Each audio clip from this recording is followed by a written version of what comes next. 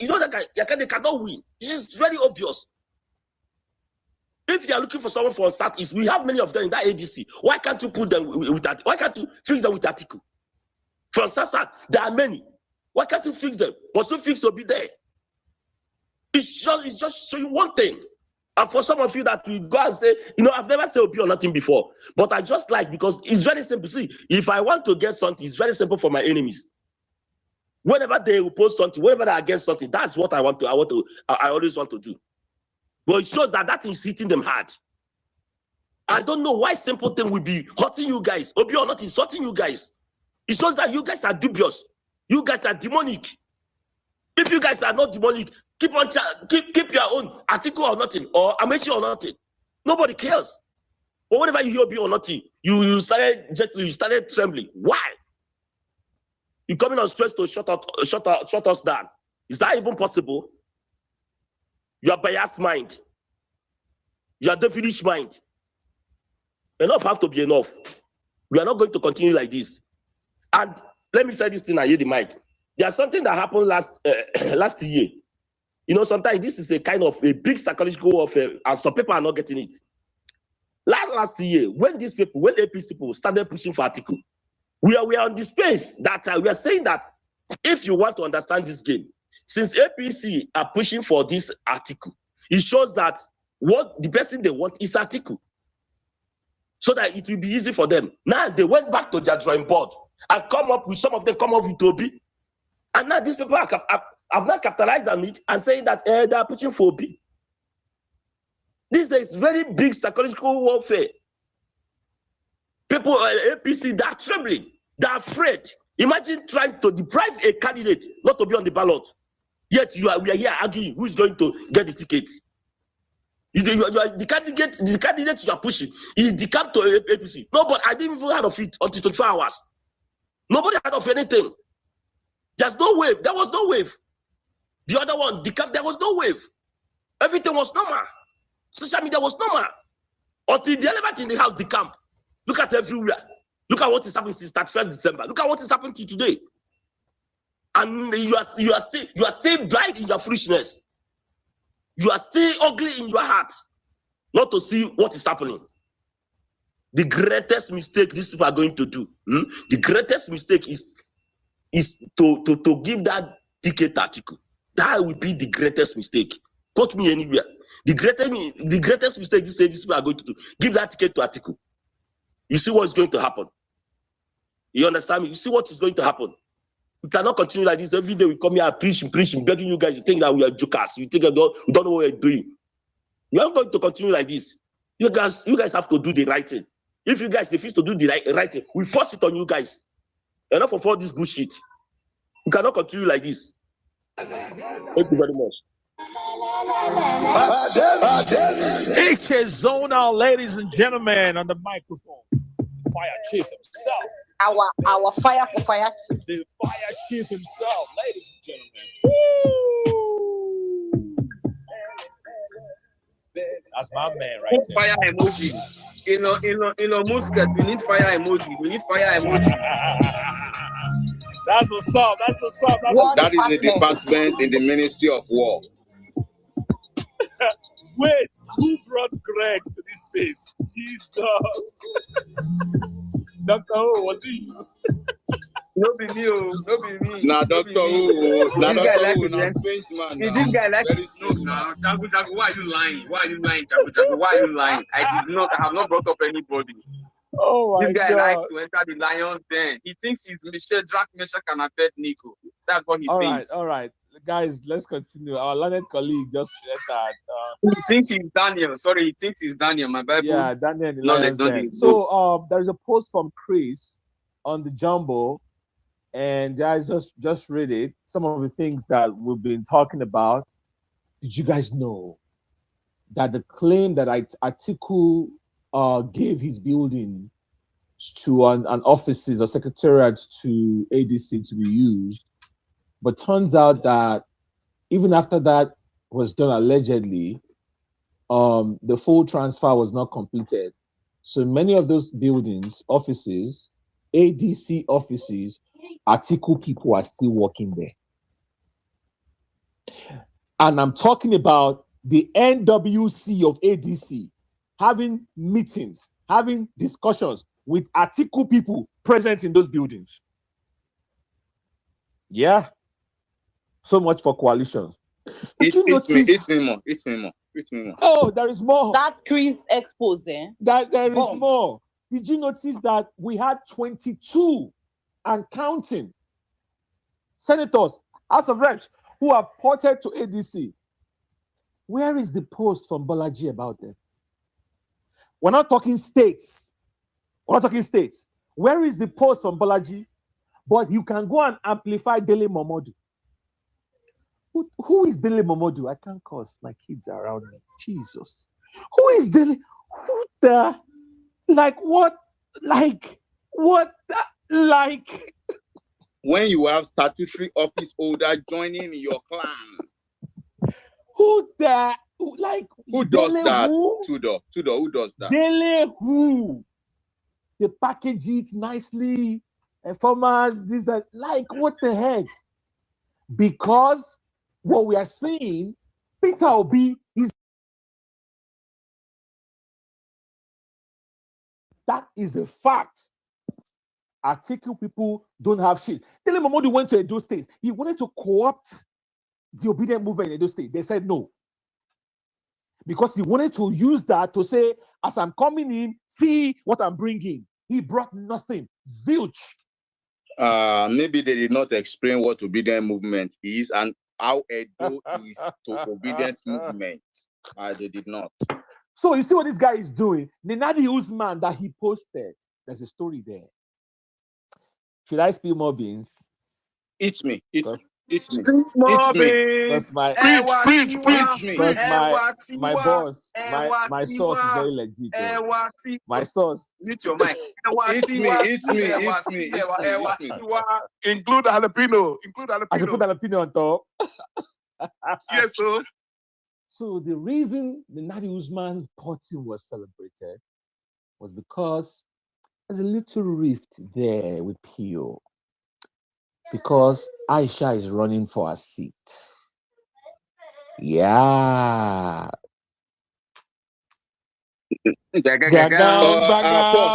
Pause. Let me scratch. Come again. I didn't even hear that part. Should I pause? Take it again. Scratch. So rewind. Aisha is running for Ireti. I meant to say Ireti. So let's rewind. Aisha is going to run for Ireti's seat. So Senate. So the reason, so there's a little rift there, rumor has it, between Ireti and Pio because it looks like Pio is endorsing Aisha for the seat.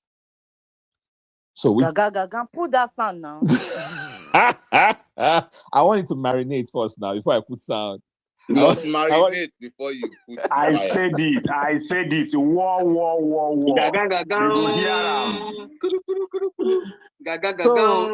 Afẹ́fẹ́ ti fẹ́, àti rí fùrọ̀ adìyẹ, gbàgán. Tiwa, ẹwà tiwa. So, which was why? Big body. Tudo, your friend is here. Tudo, gbé mi débẹ̀. I cannot be taking this anymore. I'm a Should I carry you Trabaye? Your friend is here. Dr. O, should I carry you Trabaye? It's me. So the reason Ireti's porting was highlighted was because of the rift. You get it now? So the pattern with Bolaji is that every time somebody is moving, even though they're like that, okay, maybe Ireti is the senator, but anybody else that is saying nobody, Bolaji amplifies it. But all the people that PO brings in, sitting senators, sitting House of Reps, sitting officials, people that are coming to form the structure of ADC that will overwhelm, and as I'm talking to you guys right now, it is going on. You will not come and hear it on Spaces. I heard it from the grapevine. It is going on. People on our side moving with PO en masse, and these guys are afraid. They are afraid. So that is why you see Bolaji doesn't amplify those moves, because he doesn't work in the interest of his as a man. And as a man is not happy. Because Gbogbo Wizzy Who lẹ̀. is as a Gbogbo man? Wizzy sílẹ̀. Ojo Sunday, Shano Wale. As a man, the big bag. Guys, hold on. I Guys, hold know, on. I know. There's a We reason will, why. You know, you have people that are also, you know, you have people that also de-dollarize. other platforms. I just want to clarify something. Guys, wait. God bless it. Wait. God bless it. Please wait. Don't We will de-dollarize. Let me drop this phrase. Let me drop this phrase. We will de-dollarize the article dollarize Congress. I promise you that. I promise. If you don't know, Oshé. now you know.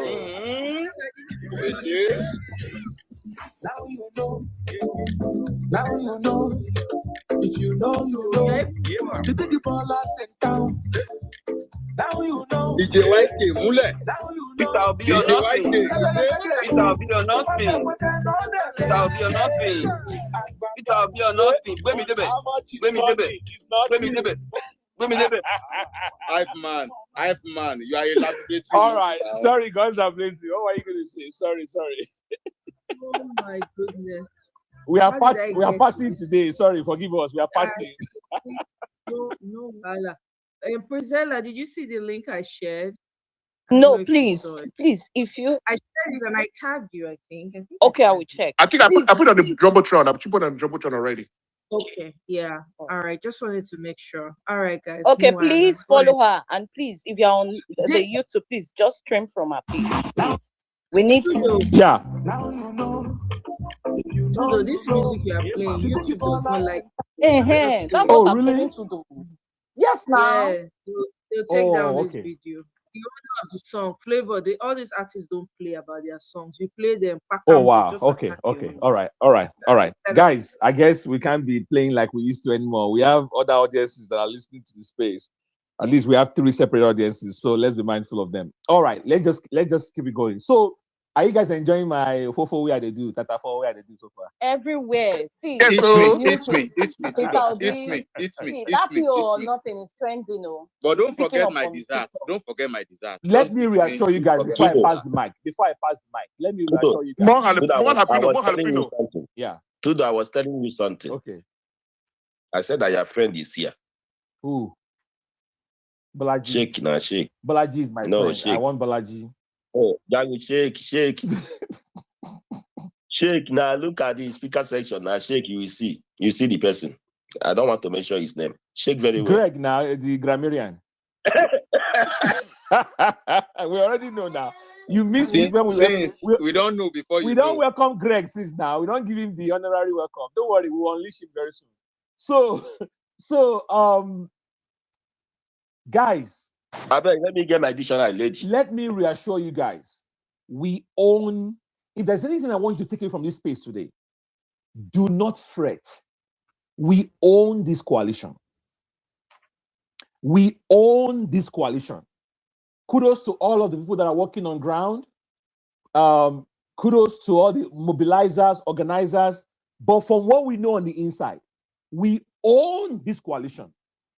The rest of them, now mouth then gets. They only mouth. They don't own shit. They don't have nothing. We paid for this coalition.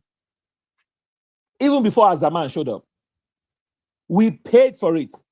So now, all of the, they go on national TV, or the talking heads, they talk as, those all that on an empty talk. In terms of mobilizing, PO is a silent operator, smooth operator.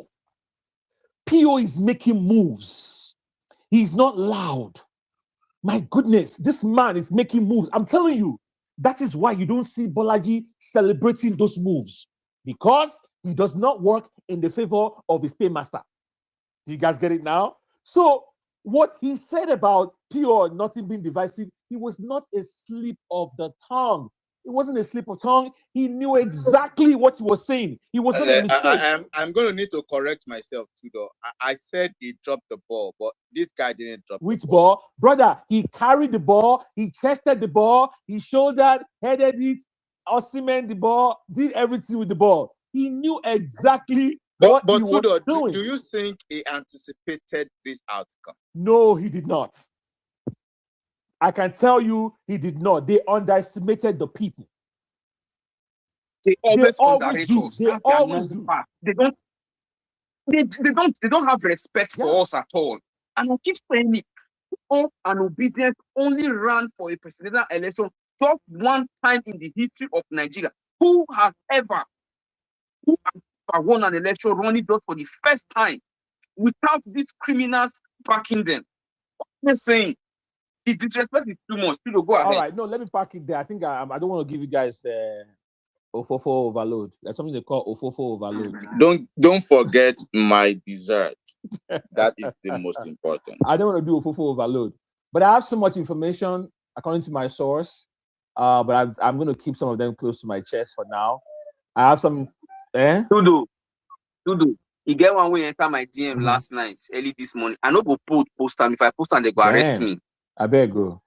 Yes, no post them. That one is connected by somebody left the camp of their father to go and join ADC. That one deep. Whatever that one deep. That one deep. That one deep. I don't even want to go there. That one be like nuclear. That one you go scatter church. No, I mean, carry me for church. That one church go scatter. I beg. Make we leave that one. That one is not our business. So you get. We are going to stay on mission. That one is mission creep for us. Because nobody in their right mind will think that Abba just woke up one day and be like, see, what am I going to do today? I think I'll go and join APC. And then he walks into APC building and be like, where do I sign up? I don't think that was what happened. I think it's deeper than that.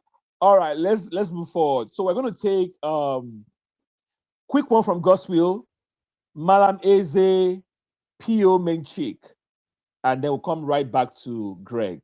And we'll keep it flowing like that. Thank you guys for joining the space. Gospel, real quick. All right. I want to make this real quick. First of all, so this whole revelation actually explains the fact that my long-held suspicion that that is actually broke, and the desire to run for office, insistent on running for office, is just one last opportunity to cash out. To recall lost, makes sense. Yeah, lost their cash flow. So, because you can imagine if somebody is positioning himself to actually make a big stand in the next election, you think that he'll be matching P2B's donation bar for bar. I mean, every day P2B is donating 20 million here, 50 million here, 80 million here, 20 million. You think that if he actually truly has, cash, like we think he does, or like we always think that he did, at least he would have been able to do most of his donations too, at least match, bar for bar. But the convoy and all that is all part of being the former vice president. Okay, so it might not actually be his actual cash that is being used for those. So the thing is this: it just drives the narrative that when you have this, when you have these criminal Nigerian leaders as their supporters, they are more like they are poor, empty barrels, and they tend to make the most noise, which is bullshit as far as I'm concerned. But as far as these supporters is concerned, I want you to just have the mindset that this cash they collected now feels like a bone in their throats, and it's gonna be a painful experience for them because they're gonna have to figure out whether to swallow the bone or to spit out the bone. But I'm here for their pain. But I'm going to make my submission real quick. Here's the thing. While I was kind of like looking at the 2023 election, it tells a lot of story that most people are not even unpacking. I mean, typically, for most of us here that, if you're in business consulting or you provide some kind of advisory for businesses, the first thing you know when you're working with a new startup is to try to find out what kind of customers are they looking to serve? What kind of customers are they looking to provide those goods and services for? And with that, you can now be able to establish if their business or the entity you're the small business is going to be viable. And the thing is, most businesses, they come and they tell you that, I'm trying to serve this particular customer. I'm trying to address this particular market size or this particular market segment. And by the time you look at it, they're actually defining a customer population or demographic that is already being served already by a competition or a competitor company. So usually you tell those guys upfront that their business is not going to thrive because it is so hard to pry customers away from the existing companies that provide them goods and services. It's almost impossible. You have to come up with something like spectacular to be able to win over, snatch some customers from the existing competitor. But you know what's a lot easier? What is a lot easier and what is more sustainable is to create, establish, identify, cultivate your own customer, cultivate your own base. Customer that has not been served, the market segmentation. So the first thing about marketing, marketing 101, people know is STP. They call it marketing STP. And what's STP? STP is segmentation, targeting, and positioning. So you have to first segment. You have to first identify your market segment. And if you look at what 2023 tells us, the story it tells us that Atiku and Tinubu actually have the same customer base. They both share the same customer base. And what does that mean? It means that for you to be able to pry, for Atiku to be able to pry and define his pathway to Aso Rock, he has to actually take the customer base, already existing customer base from Tinubu, who's actually the incumbent. And if you look at the envelope, and I shared the envelope I put on the Jumbotron, there's a radar diagram, what they call a radar chart. A radar chart tells a lot of stories when you look at, trying to look at the strengths and weaknesses of various entities and competition and all that. You see that at Tinubu's envelope on that radar diagram completely dominates Atiku's envelope. So Tinubu's envelope automatically or completely dominates and annihilates Atiku's envelope. So if Atiku is looking to be viable in 2027, there's no pathway for it. But you know what's viable? What's viable is P2B's envelope. P2B's envelope is completely, majority of P2B's envelope is completely out of reach from Atiku. So in market segment, we call them P2B's floor is very high. It's so high that it's like a bulwark. It's like a fortress that cannot be invaded or breached. But Atiku doesn't have a fortress. Go look at the diagram. Don't believe me. Go look at the data. Atiku doesn't have a fortress. So his floor is so far below. Doesn't exist. His floor it doesn't exist. So that means that all his so-called base can be swallowed up by Tinubu, who's actually the incumbent. And of course, has the war chest because we know that Atiku is broke. So when we look at this radar diagram, and I try to look at it from different perspectives to see, but it all tells one story, that P2B's floor is very high, and there's only one direction they can go from there, and that is up. And if you look at the North Central, P2B actually is being competitive with Tinubu in the North Central. All he needs to do is to close in the gap in the North Central, and the case is over because his bulwark, his fortress, cannot be breached.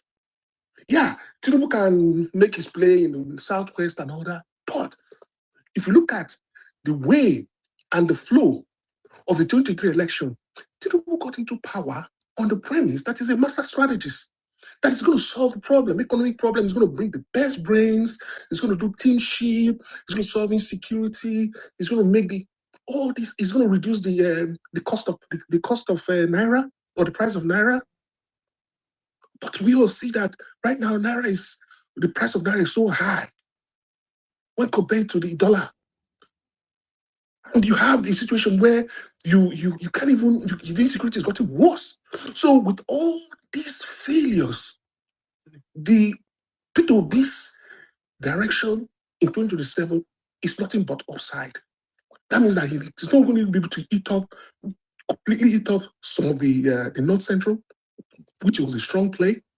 but it's also going to expand into Southwest. So what we're looking at this, I don't know, and that pisses me off right now because people have been walking around trying to justify why they think that Atiku will make a better opponent or a more viable opponent than P2B. And that is the most nonsensical I don't even know how to say argument that anybody can present. Now, I put together the post, which is in the radar diagram. But if you go on a detailed analysis, don't even believe what I say. Look at the numbers. Look at the numbers. P2B's coalition is structurally different from Atiku and Tinubu. Atiku and Tinubu, they drove from overlapping polls. And what does that mean? It means that the head-to-head matchup fundamentally tilts towards Tinubu, which is more like a defensible map. So at the end of the day, you see a situation where the P2B has already locked up a huge proportion of his customer base, which cannot be preached, which does not overlap. They call it non-overlapping anchor. It doesn't overlap with neither Tinubu's customer base nor Atiku's customer base. And but if you look at Atiku, despite being outside the Northeast, the 2023 election shows that Atiku is competing in spaces where Tinubu is already strong, or at least structurally competitive. And while leaving the weak, standing zone that can be offset by Tinubu, which of course, if they go head to head, Tinubu can easily take the Southeast because Atiku doesn't have a play in the Southeast, and Tinubu can take the South because Atiku doesn't have any play there. So P2B's votes are potentially additive. That is the add-up. And it can run up large margins, which are already in the bank. So what we have to start pushing, we can go passionate with our pronunciations, but let's always present them data, facts and figures. That what it looks like now is that with the regions that have been held or that are now being held by both Tinubu and P2B, the battleground state is going to be, or the battleground is North Central. And guess what? The winner of the North Central in 2027 is going to be the next president. Now, why do I say that? Because these fortresses have been defined by both Tinubu and P2B. So the only play that is available is the North Central. And in the North Central, Atiku is very weak. Atiku is very weak in the North Central. So P2B is already running up numbers with what is happening with Wiki and all this craziness and all the killing in the southern Kaduna. This North Central will be the battlefront where you have the issues of insecurity, the cost of living, the agriculture, both even waste governance and all that is going to be a big play. OP doesn't even need too much. All it needs is to target this demographic and the game is over. So what we have to start thinking about, and I'm going to wrap up with this. What we have to start thinking about is this. When you have a Tinubu, which has the incumbent factor, okay? You have a matchup where both candidates, they're using the same tactics, okay? Where you have the machinery of mobilization and incumbent and all that, Tinubu holds the advantage over Atiku. He controls the federal apparatus, he controls the security architecture, he controls the loyalty, which majority of state governors and all that. This is the two-horse race. And in the south, between Atiku and Tinubu, Atiku's path to presidency relies solely on the North-South coalition. The North-South, that is his hope for the Southern strategy. But we know that with the way that PDP has been completely decimated in the South, he doesn't have any play whatsoever, neither in the Southeast nor in the South-South. So Tinubu is going to eat Atiku up in the South, in the Southeast and the South-South. There's no play there. So we have to begin to let them know this, that there is no pathway for Atiku in a two-horse race. The only hope of making sure that Tinubu does not return back to Aso Rock in 2027 is a P2B leading ADC. Right. And that's it. Thank you. Nice analysis. I read your chart. I was just going through it. Nice one. I love that. And I think that with the analysis you're doing, the previous result of 19 winning 19 states and I think 25% in 12 states, which PO got. Again, remember these numbers are heavily amended from INEC. And I think we can do better, especially picking up more states, even if you don't win, especially Northeast, Northwest, even if you don't win states outrightly, but we can pick up 25% in them. I mean, we'll definitely cross the constitutional threshold. Definitely. I know that with PO, but at least we can show up the total vote numbers. But great analysis. I read it and it's beautiful. Thank you. All right. Malam, real quick. Are you there? Yeah. Salam alaikum. Malam, sorry, no verse. Yeah. Tudu, I listened to Mr. Gospel, I listened to your analysis, right? If there's anybody close to Tinubu or Atiku that is hearing my voice, that can hear my voice, tell them I dare them to conduct a free and fair election without monetary inducement, without puggery. 10 o'clock Nigerian time, they will all lose. The only thing they have is toggery and money, nothing else. Inducement. Conduct a free and fair election without those criteria, and you will all lose because nobody believes in your dreams for Nigeria. Nobody does. So all those analyses are good because it is the current situation that we are in, right?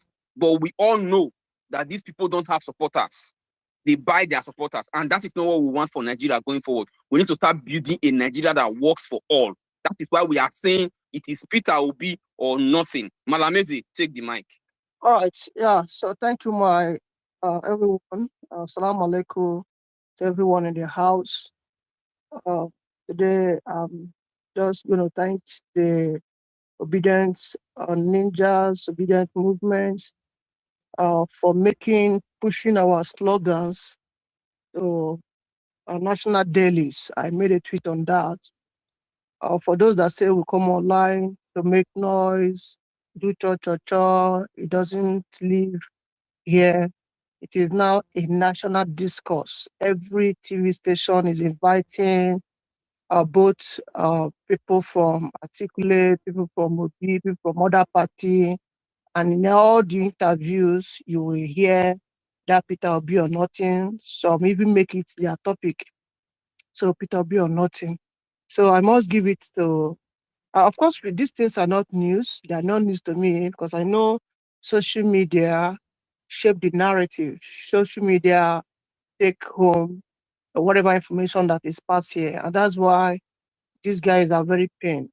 So I want to make a kind of announcement. A program we started last year, I've been announcing that we are starting on Thursday. And from this Thursday to be every week, I'll be holding that program.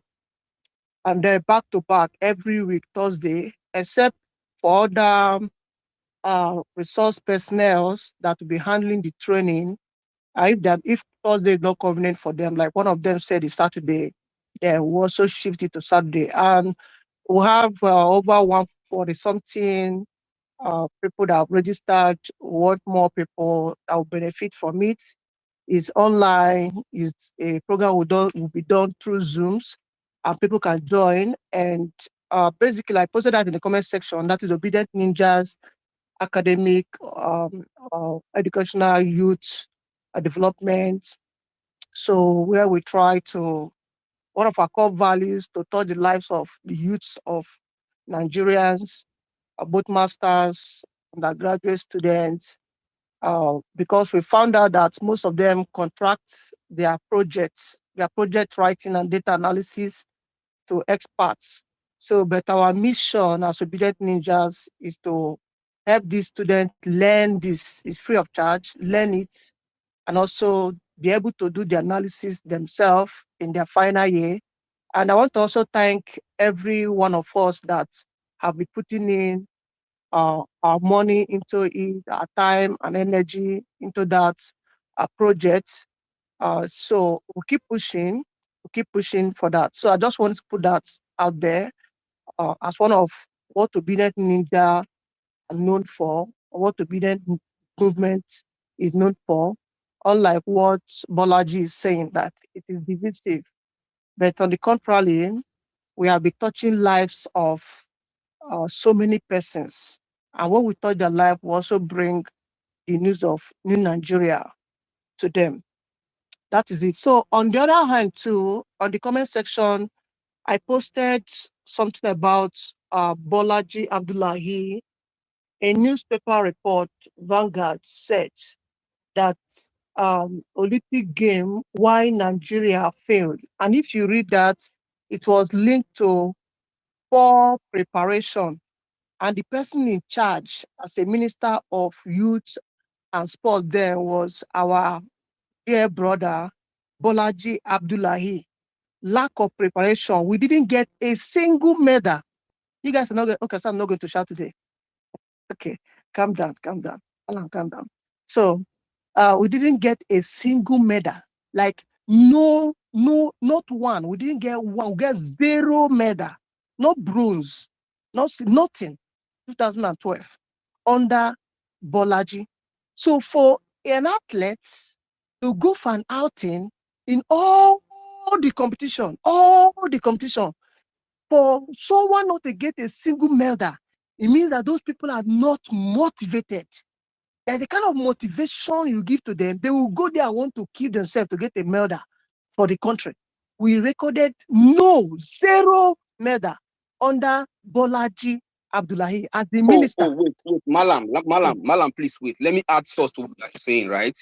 About this Malam, Mr. Bolaji Abdullahi. Immediately you said 2012. I remember Anthony Joshua won Olympic gold for UK in that same year's Olympic. And he could have been an athlete that represented Nigeria, but because of the corruption, again, in the Ministry of Sports, led by who, ministered by who? The one and only Bolaji Abdullahi, the ADC Publicity Secretary. Go ahead, Madam Eze. Thank you for the history. Yeah, so no, more will come. More is coming. Today, I don't want to be shouting. Interim publicity secretary. Interim. Don't forget that one. Interim. No verse. Interim. Very important. That adjective very. I bet no verse. Go ahead, madam.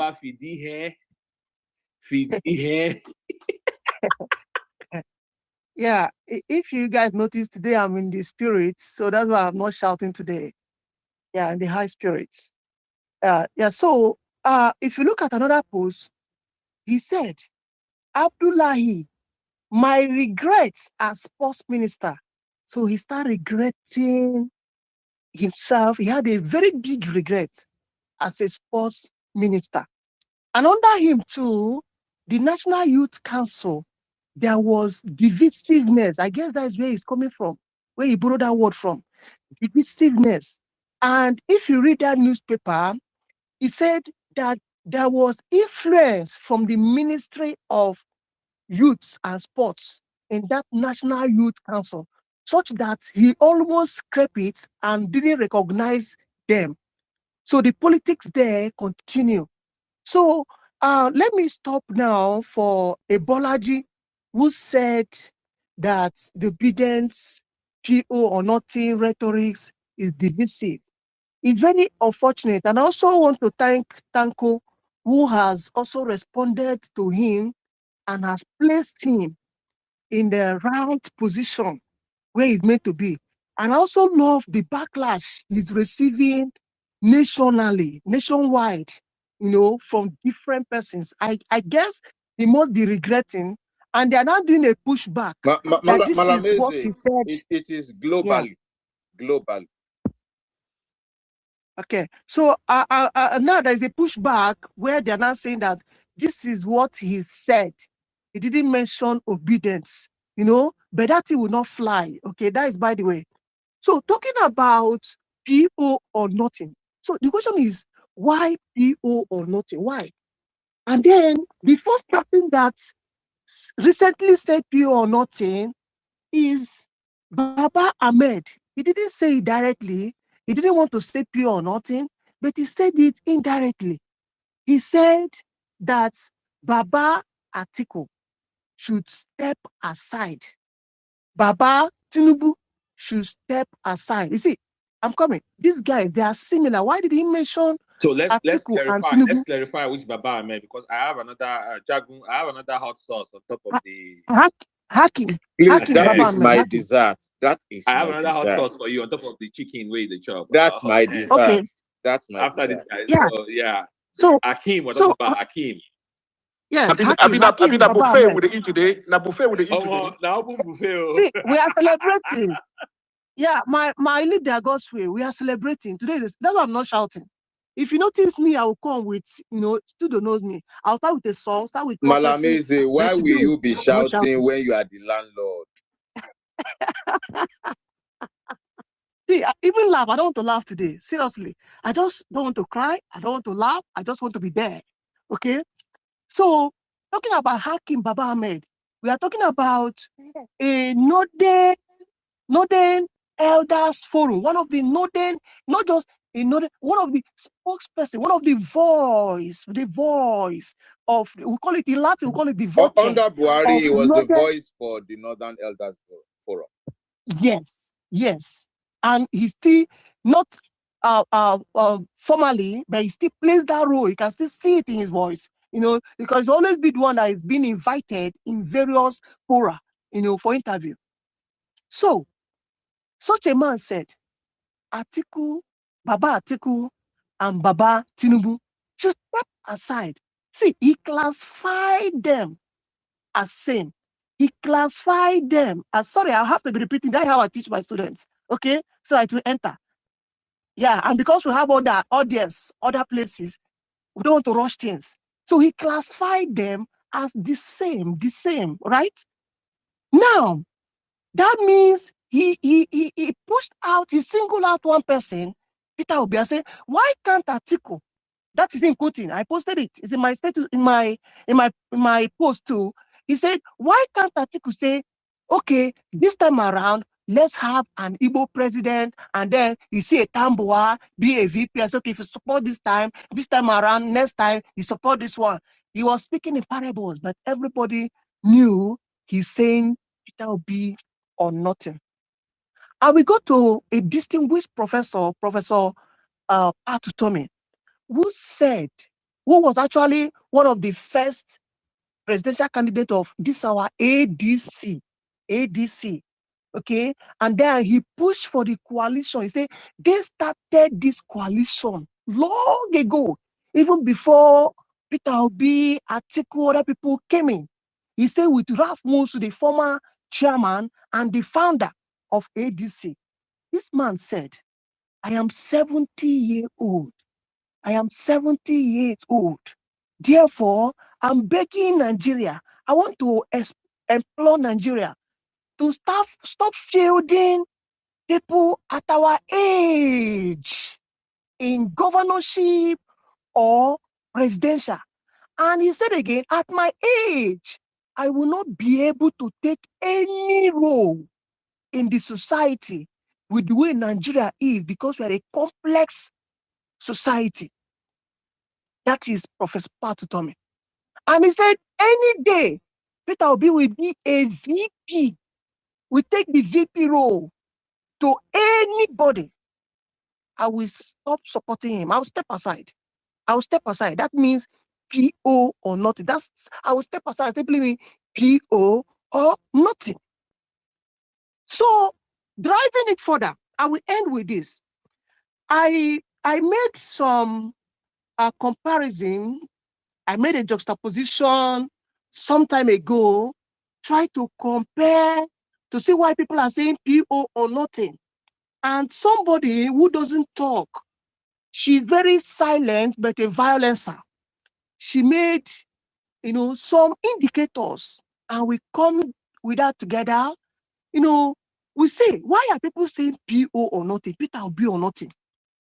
One, we are tired. We are tired with the way things are moving in Nigeria. We are tired. That is the background statement. We are tired of people remaining in IDP camp, and they cannot go home and they have no work they are doing. They are living there as idle. And because of idle mind, being a devil's workshop, they continue to produce more children in the IDP camp. And our leaders do not care. And we say, we have one person, PO, that is different from other candidates in the person of Atiku, in the person of Tinubu. Remember, Tinubu and Atiku were adjourned to be the same by Hakim Baba Ahmed, a Northern Elder Forum member. Number one indicator is who brought APC disaster to Nigeria. Who brought APC among these guys? APC. We are saying Peter Obi or nothing because Peter Obi did not contribute in bringing APC, a disaster, to Nigerians. What we are crying today is coming from APC, a disaster. Who said that APC is a disaster? Let me eat from the word of Erufai. This evil I brought upon Nigerians, I will do everything possible to rewrite that wrong. That is Erufai, one of the members and leaders of the coalition, ADC coalition. He said so. So who brought this evil? Another person that brought this evil is Atiku Abubakar, our Baba, grandpa at 80-year-old, an 80-year-old man. He brought APC. He did everything possible. He put in everything. He made sure he moved around to make sure that APC is brought to Nigerians. And today, we are crying, everybody's gnashing their teeth. Tinubu also brought APC. PO nothing, because PO did not bring APC, didn't bring such a disaster to us. Talking about age, we are saying PO nothing because PO is one of the youngest in that coalition leaders that has brain, that has mental capacity, that has agility, that has vigor, that has high agility, that is very viable, that has high viability. You know, in the lab, when we culture cells, when we look out, we test for cell viability. We remove the dead cells, the weak cells, the dying cells. I worked on aging, my second master's. So if I'm talking about aging, I'm talking with passion, trying to discover some compound that will reverse aging in human.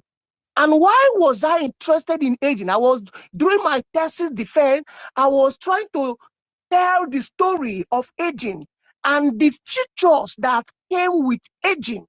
One of them is dementia. You won't have that agility to move around. And the way Nigeria is today will require someone that is relatively young, that is not rejected by life insurance company, because above at 70, anything at 65, anything above 65, your chances of taking a life insurance, of being insured life for life, is very slim. And we have one of the client, is it the client? One of the sellers or one of the companies of life insurance here in our midst. She can attest to that. At 65, your chances are low, 65 and above. But we have people of 80 that can no longer be insured. We have people that are 80 that cannot move around, trying to push them to be in the hem of affair of Nigeria. Anyone anymore, so I'm going to drop and then come back, okay? Thank you. Okay, yeah, do that. So, yeah, so we are saying PO nothing because in ADC, let me make this clear now. Those people that they will bring the question of aging to, a Kenneth Okonkwo will tell you we have Biale Bello, we have Beta Edu, these guys are young, therefore, are you saying that young people can change the narrative? And I will ask Kenneth Okonkwo, You are young, either in your 40 or your 50. Are you saying you are like Beta Edu? Are you saying like you are like Yaya Bello? Are you saying in ADC, we all the young people we have there, we have the features. We demonstrate what Yaya Bello did during his time as a young leader? Is that what you're saying? And that's why you're pushing a grandfather to be in the helm of a father, somebody that should be enjoying his retirement with his over 26 children, having lost one to APC, who is supporting another octogenarian with so many great-grandchildren. You are pushing such person that should be enjoying his retirement to be in the helm of affair of Nigeria. That is wickedness. Abdullahi didn't call Kenneth to order. Abdullahi didn't call Dele Momodu to order. When he said in his face that the only person that can win this election should come from the north, and you need a southerner as a VP, he didn't caution Dele Momodu. It's very, very unfortunate. So talking about age, these guys are outdated. It's a simple truth. We have Bolaji Abdullahi. You're a former minister of sports. I am very sure you will encourage the Super Eagles then not to feature old ones so that we win a trophy for Nigeria. They have the old ones on the bench. And they have the football age. You don't want to feature again because you can't play. According to Tudo, you have the brain, you want to shoot, you want to run, but you will see your strength failing you. You won't be able to do that. Your brain is telling you to do. That is old age. So age is a very big factor. Don't compare us to America where you say Trump. You can see Trump moving around. Atiku doesn't move around.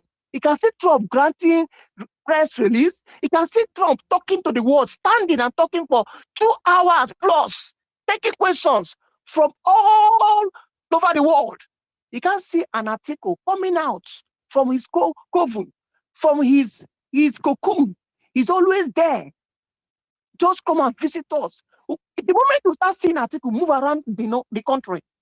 Remember in 2022, when they were going for campaign, Atiku did not visit all the states in Nigeria. At a point, they paused the PDP campaign because of health talent, because of his strength was failing him. It was paused for some time. And we say 4 years later, we should come and feature such a person. I want to ride on the movement, on the momentum of the BDA movement, and say we are causing divisiveness is very shameful for uttering such words. We talk about long convoy. Why are we stressing this? Tinubu, everybody have been complaining. You see video on social media where they are showing the long convoy of Tinubu. I remember in long convoy, they will stop every other car on that way. They have to pause the movement. Whether someone is dying, whether there's an emergency, whether I rush someone to hospital, they don't care. Every car is stopped until that long convoy is finished. Is that what you are preaching? And currently in ADC, we still have a man, 80-year-old grandfather, still living with a long convoy, the same lifestyle like Tinubu, the same lifestyle like Tinubu. Somebody will ask, long convoy, how does it affect good governance? How does it affect Nigerians? Let me tell you how it does. That car, those cars, they are money. Fueling of it is money. Other people that will come with their car, fuel it is money. People, when you ask them to stop that, sell off that car, the money that will be used for fueling it, use it and go to primary schools. There are some primary schools that doesn't have toilets. And people, the children defecate on the bush. They urinate there. It is not healthy for them. Tell them to sell those things to go and help the less privileged. When you do that, we will see that you are different from Tinubu and you are ready to cut the cost of governance if you should get there. But if you have not done this, you are the same thing as Tinubu, meaning we are, according to Hakim Baba Ahmed again, if you are replacing Tinubu What are you replacing it with? Another old order? Go and listen to him. He said that exactly. He said that exactly. If you are replacing Tinubu, what are you replacing him with? Is it the same old order? Hakim Baba Ahmed said so. It's an elder. So if we see Tinubu lifestyle, we see article living the same lifestyle. When we say it, they say it's an insult. How is this an insult? How is it an insult? Someone is living very large. Someone is not considering the the street children in the north. The guys out there, out of school children in the north. Someone is not considering the IDP camp present in the north. The poverty rate in the north. You don't care. And you use your private jets. And you have a man, Peter Obi, that doesn't use the business class and decide to sit where every other Nigerian sit in the plane. And you have a private jet as a private citizen because you have the money. If you are ready, if you're not like Tinubu, I think we should sell his private jets. Use it to go to Amajiri schools. In that Amajiri schools, you should be able to bring computer to them, bring skills to them, bring technology to them. As they are learning Quran, let them learn something that is very viable. That will make Malam Eze. All right, in 30 seconds, wrap it up. Thank you. Okay, all right. So let me conclude with this. So what we are saying is this. It is high time, if actually we are serious with the way Nigeria is, then we should start talking about somebody that is different from what we're experiencing now in the name of Tinubu. Please, Atiku should retire and retire for peace. And Hakim, we said, he will be one of the most powerful and influential person in Nigeria if he should step aside. It is pure or nothing. Those cries, you keep crying. Thank you. All right, ladies and gentlemen, there you have it from Malam Eze. That's what's up. Tudo, please hold on. Malam Eze gave a very brilliant recommendation. All right, real quick. Before we go to main, I hope his handlers are listening. Tell him to sell his private jet. If he truly cares about Nigerians, sell his private jet. There are at least 10 million out of school children in the north. That money from that private jet, maybe $20 million. I don't know how recent what's it called? New the jet is, but maybe $20 million or $5 million. That's enough to at least pull some kids out of the streets of the north. Even in Adamawa State, where he is from, it is a very good recommendation. We saw Peter Obi today go to this university. What's the name of the university now? I don't know why I forgot. And donated 30 million naira today to fund education. Every day he does that. That is what you should be doing if you truly care about Nigeria and you want Nigeria to work. Go ahead. Thank you. Well said, guys. Let's move the mic very quickly. Thank you, guys. Pio's main chick, welcome. You're next.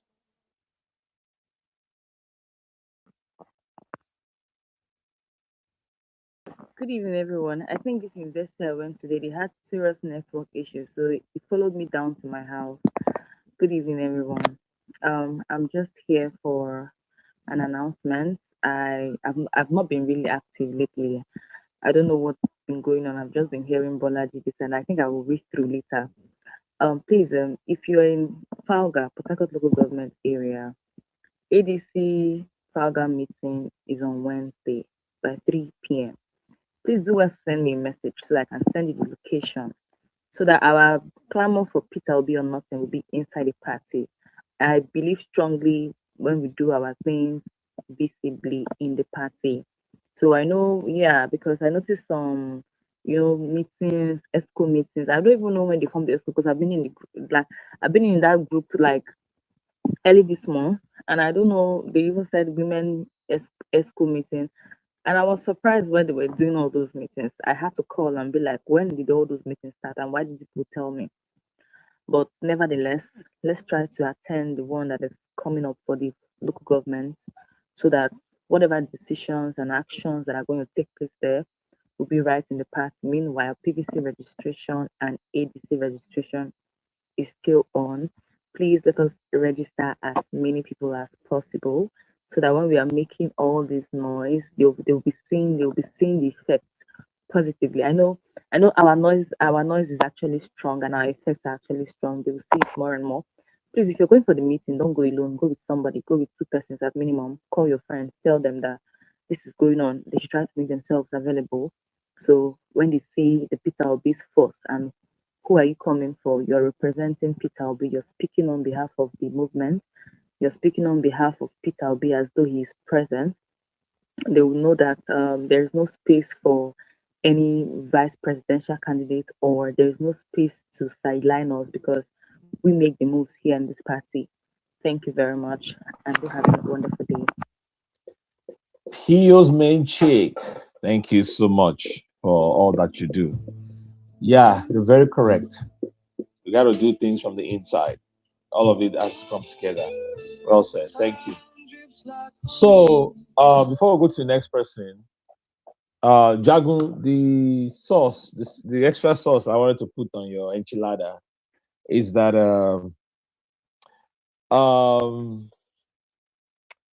so all of you that are saying that he is a placeholder, all that stuff, dead the argument. So you get, just dead it. That's all I'm going to tell you guys. There's nothing like that. Just dead it.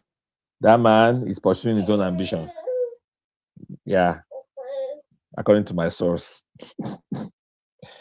That man is on a solo mission. He has left the kingdom. Paul, the apostle, said, "For Demas has abandoned me." He's attending to other matters. For those who are familiar with scripture, Paul and Tudo, please quote down where he said, if they were for us, they would not leave us. Because we are not for. Quote that one. One. Now that one now I want. Leave Dimas. Quote that I one. love that Dimas one though. It's a very funny story, and I think it's applicable to what we're discussing. But I'll quote that one in First John. So the Dimas one, Paul is going on a second missionary journey, which is very pertinent to the conversation we're having, guys. But the first time they went, Dimas. Okay, Dimas. Sorry, I'm mixing up the stories now. John Mark is what I want to say. So John Mark was the cousin of Barnabas. Stay with us, guys. For those who are not familiar with church things and Bible things, so you heard of that rift that happened between Barnabas and Paul. You guys have heard about it. Where they fought and argued, and they went their separate ways. It was because the first time they went together on the journey, they went with John Mark, and John Mark is related to Barnabas.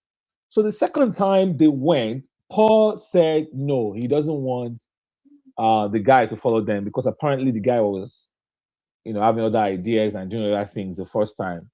And Barnabas said, no, this guy is my cousin, is coming with us. And Paul said no, and they fought bitterly, and they had to separate. Even though these two, they went way back, they started together. But the other one you want me to quote is where he says, they left us because they were not of us. Because if they had been part of us, they would not have left us. So now that they have left us, it is very evident that they were never part of us. So the guy was just going around in circles saying the same thing over and over. But on a serious note, the bottom line is that all of you that are saying something placeholder, it doesn't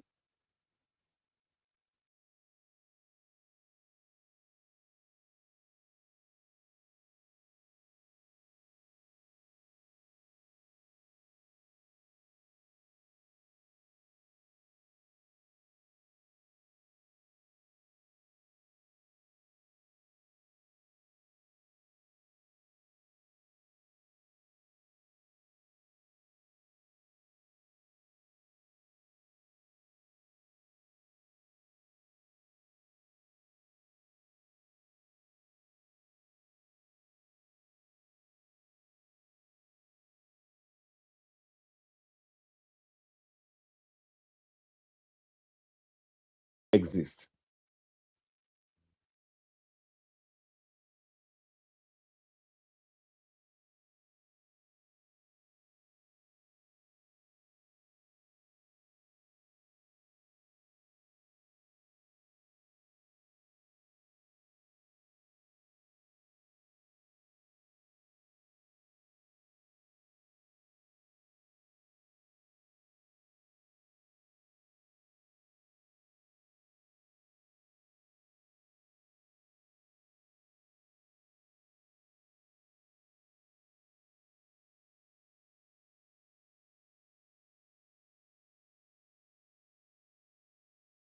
been nursing the ambition.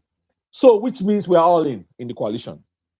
And that dovetails what P.O. Mainstreet just said. Let's not act like, for those of you that say, if this doesn't go PO's way, you can go. No. We are here. This is our coalition. We are inside. Tudo, instead, we have planted our roots. We are going nowhere. I said it. They want nobody will chase us out. This is our home. And just like P.O. Mainstreet was saying, we go in there, we organize, we mobilize, we register, we become members. We who has been collapsing their movement into ADC? Who has been bringing all these people into ADC? I want you guys to think about that, right? They are afraid of us.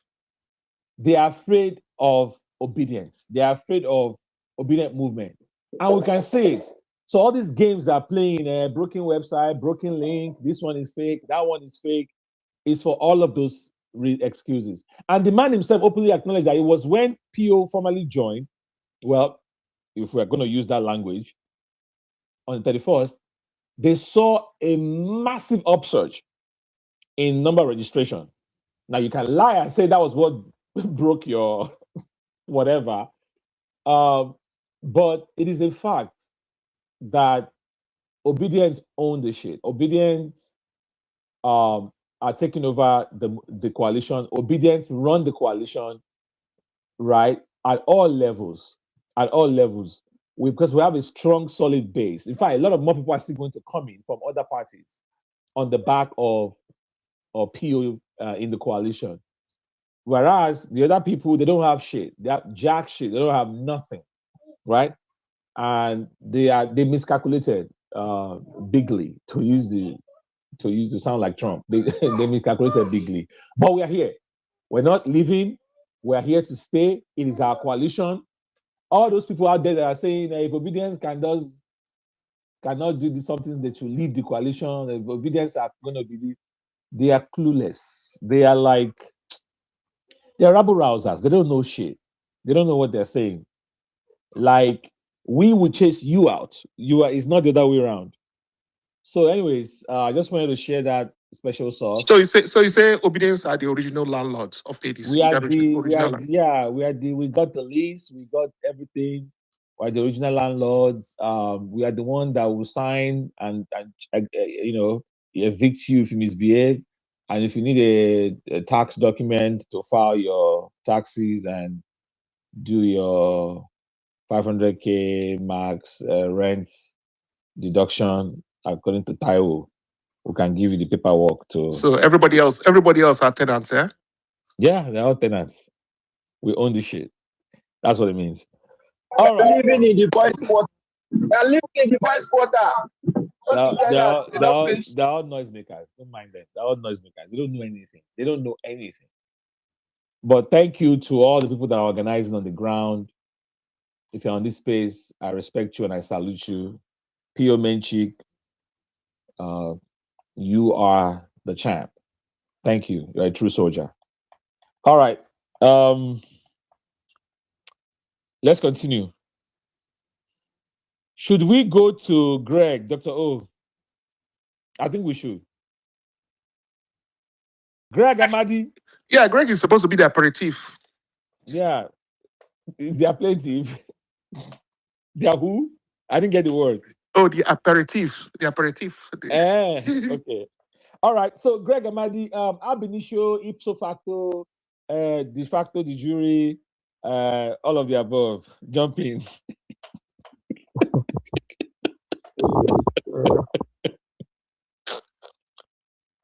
To do. Am I audible? Very, very, sir. Okay. Very, my learned colleague. Welcome. Thank you. Okay, so mine would just basically be a synopsis of my thought lines, touching on the thematic area around which the conversation is strewn, which is ADC in New Nigeria, or Works for All.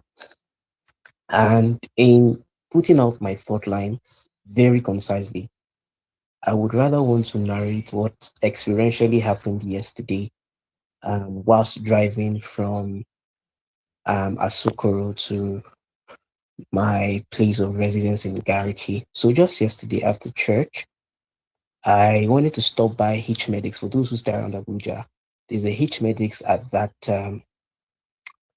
AYE, as though you're headed into Asokoro. Yakubu go once way. I wanted to just stop by, get some groceries, and whilst I was trying to alight for my vehicle, about 3 guys who were having a conversation politically, that is, I overheard one of them say, the only way, this is where his exact word, and I say this under the Almighty God that I serve and I have known all my life. The guy said, and I eavesdropped on the conversation, they were actually 3. He said, the only way these people, and my assumption is the ADC, would win is if it is Atiku Obi. I heard it clearly.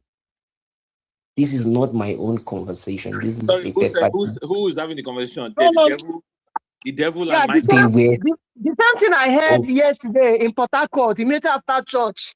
Somebody said that if these guys can give us Peter Obi and a strong northerner, like say Kwankwaso or Tambua, that we are good to go. I swear, like yesterday after church in Port Okay, Harcourt, that's Rumokoro to be fine. precise. That, For those can of I you have pure my mention, you time? should know Rumokoro, that flyover. That is where my Can I church have my is. time? Like immediately Are I you sure it think of wasn't in church. Rumo Christi? Can I have my No, time? Rumokoro, that flyover. That's where my church is. Opposite Fidelity Bank. That, like Can you I see have my the express leading to Bayelsa. Are you sure it's Malam? not Rumo? Can I Very have my sincere. time? Yeah. Malam, can I have my time? No, Rumokoro. I'm very serious. Okay. Joke apart. The I know same the thing place. I I know heard. Rumokoro. I know the Malam, place. thank you. Yeah, so if you Malam, see, thank you. I know if you see Rumokoro those, too, I've been living for Malam, thank Abuluma you. that year. so I heard there is the one a Malam, there is a place they are you selling don't do newspaper there. Malam, calm down. That newspaper Malam, stand. wait, Hold on Malam, wait. now. Sorry, I'm sorry. You continue. That newspaper stand. They normally argue. I almost recorded it and sent it to our back end. They were arguing that if these people are very serious, that P2B won River State, they were like, hey, this man won his region. And then won another region. But Atiku won just one region, his region. They are saying this man just Malam, you would hit rather have me a have strong my one. time. Malam, you would rather have me have my time, please. No, You don't I'm do just this. saying what I This is saw a patient. yesterday, No, my hold on. You encounter will have your time. You when I don't was need to beg. driving. You Greg, don't. You okay, don't. Malam, it's You okay. don't do Malam, that. thank you. Greg, hold on. Greg, hold on. Please, I'm But it was advocating just for a you here. breaking news. Then A breaking news. No, you don't. You would have me. You would have me chronicle my thoughts, and then you could do your rebuttals. You don't do this. And you will It's have me juvenile. obscure. advocating You for will Oh, have me now you. they are obscure It's the provoking channel. Greg. juvenile. You have me obscure. Oh wait, guys, don't provoke Greg Guys, now. calm down. We'll begin to Guys, use those calm big down. words. Guys, calm down. Exactly. I am Leviticusing for you before you talk about chronicling your thoughts. Please, calm down. You will speak. So, guys, allow Mr. Greg to chronicle his thoughts. Thank you. Greg, go ahead. Are you there? Double on mute. It's a glitch. David's everything wrong with this pattern of not having people rhapsodize their thought lines, and then people just go haywire. Intolerant. The problem is You would have the you would co-host was have advocating for me the mic. You are still going back on the conversation. You The can co-host was you would have advocating me for no you, you would and I have was me the even begging mic. Malam to allow you to speak. No, you would have me So the mic. continue. No, Stop it is erroneous. Please, it's not courtesy. Hey, Greg. It's not Greg. It's courtesy. not a force that you speak. It's not a force that So you if speak. it is Don't not a come and bamboozle here. if it's not a force, listen. If it's not a force that I would speak, All right, then you will say this is about. all right, guys. Greg, Dr. O already, mitigated the matter and settled it. Just move into your submission and let us drive so that those big grammars don't fly. Exactly. It's not about intervention. Greg, Wait you are a now, lawyer. wait. You are a lawyer. Wait. Greg, you are a lawyer. Police has discharged your client. Now you are arguing and asking why did they arrest your client in the first place? Your client has been told to go home. So Greg, please chronicle your thoughts. The story. Greg, for the sanity, go ahead. Greg, for the sanity of the attached platforms that are listening in, please just drive your thoughts, please, and let us leave all of the attaches. No, I'm not doing the after chase. I am saying what Malam had done was to be clinical. Something happened when I was coming back from the church yesterday. No, something happened yesterday. I must speak my mind. Something happened yesterday. You just heard me say for the sanity of those platforms. Please now. There are people listening on other platforms. Just allow him to speak. Exactly.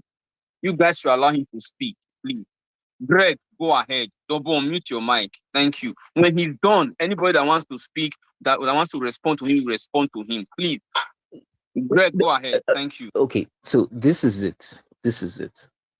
And this is not to dwell on this, right? I am not saying there shouldn't be any interjections occasionally. I'm saying there are interjections that are cynical, that tends to undermine what is being said. And that's what the other guy did. He was trying to undermine and probably put me out as being luciferous or disingenuously contriving of the scenario that I narrated. That was what he did. The cynicism of wanting to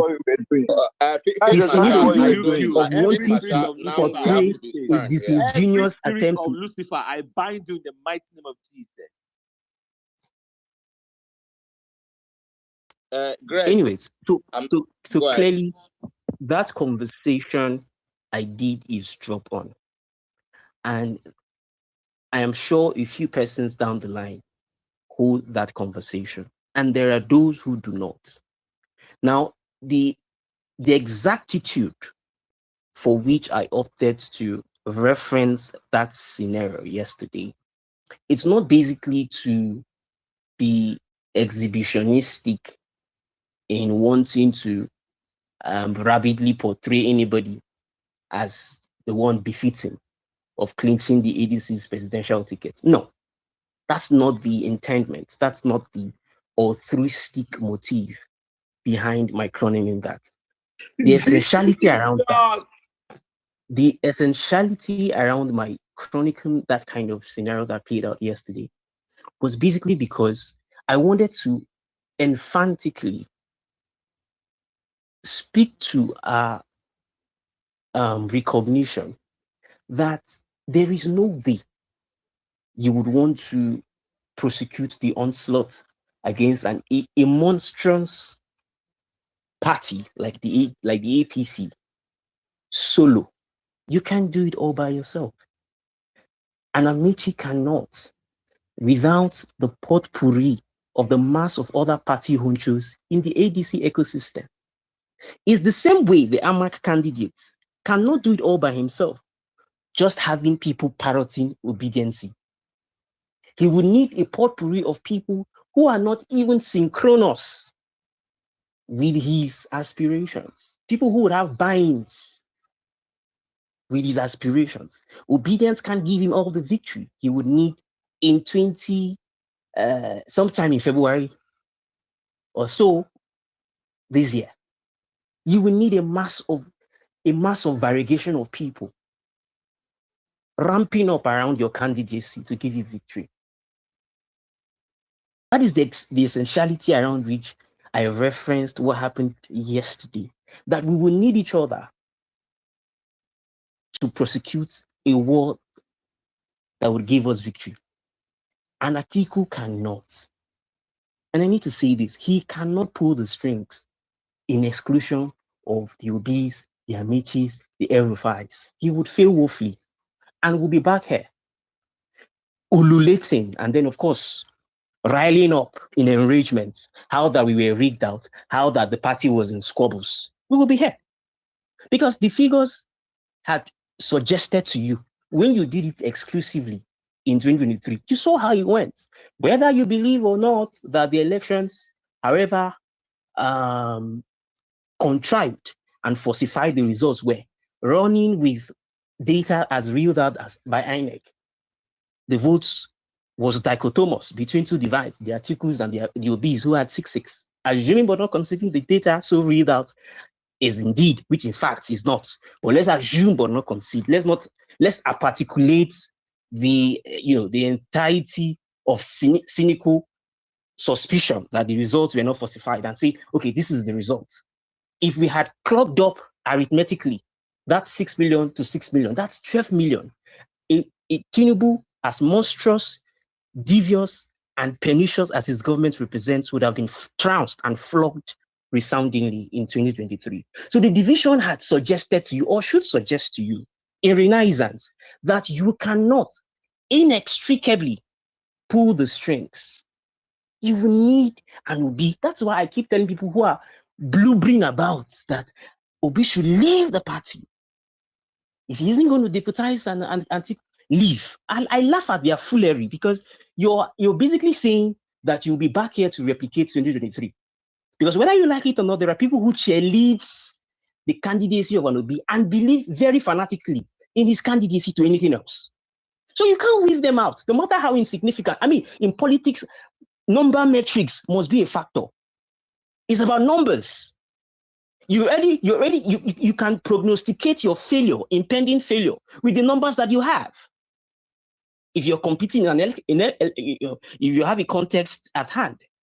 So when you come here and keep blubbering, probably in foolery, that an article or an Obi must be trashed, and whoever it is that must take the place must be who I prefer. You're basically just saying that I want to fail. All right.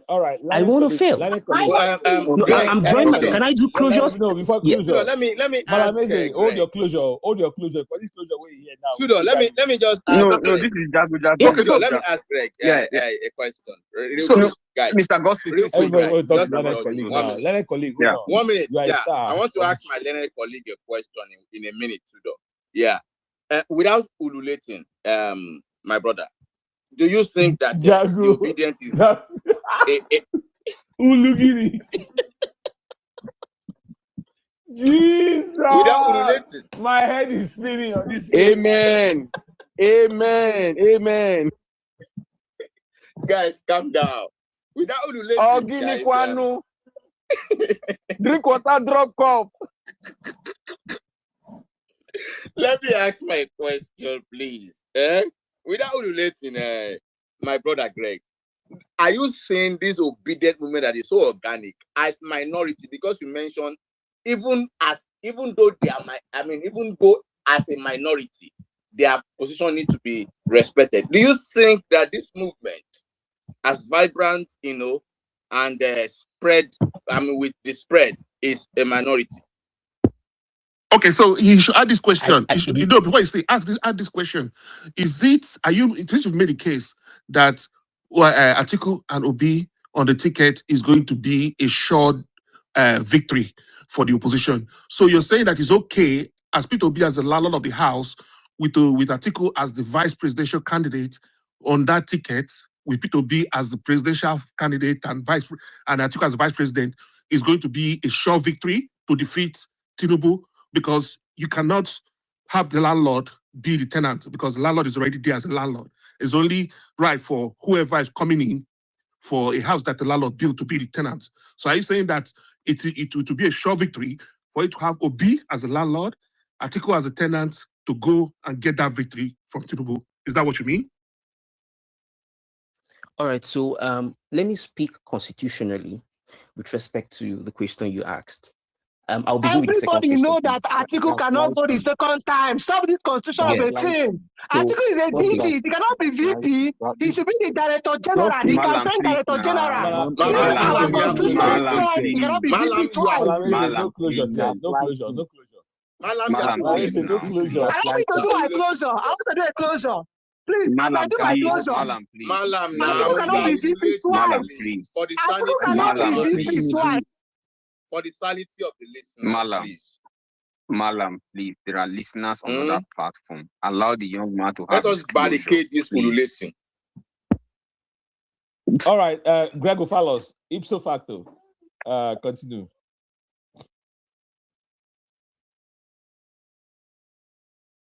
Greg is a glitch. Double unmute.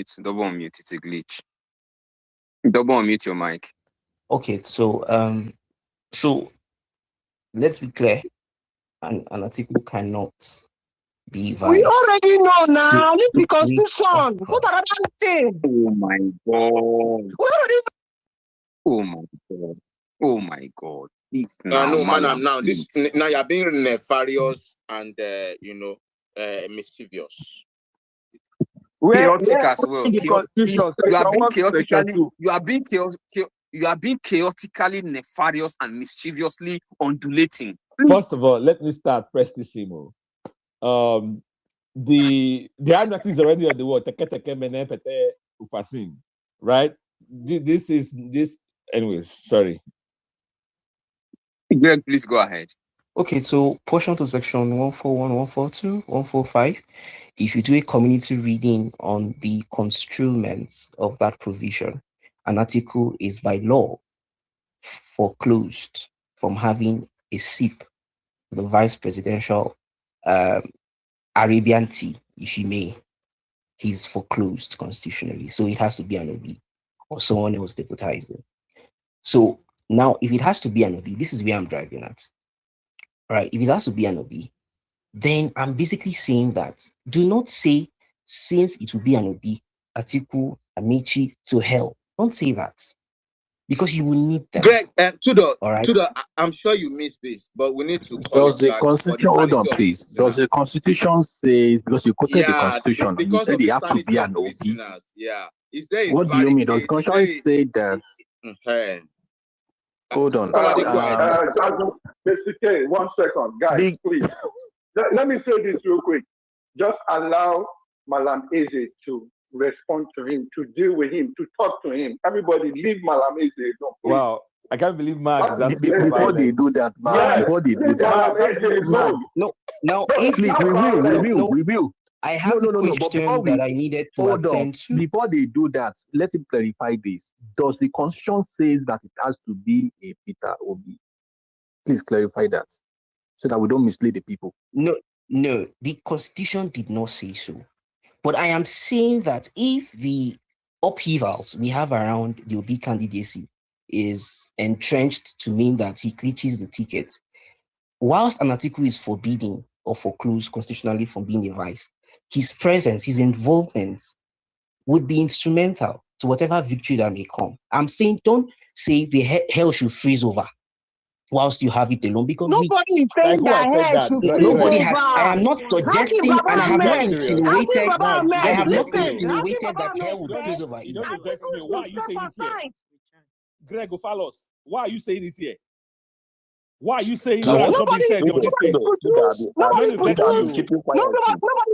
that in this chamber. I go take that for you, Greg Ophalos. You know what?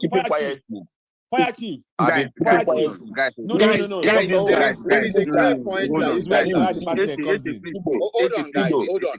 Dr. Wu, for the sanity, we don't need this kind of guys. For the sanity of listeners and for educational purposes. Hold on. Exactly. See, is there a cap to a number of times you can be a VP on the Constitution?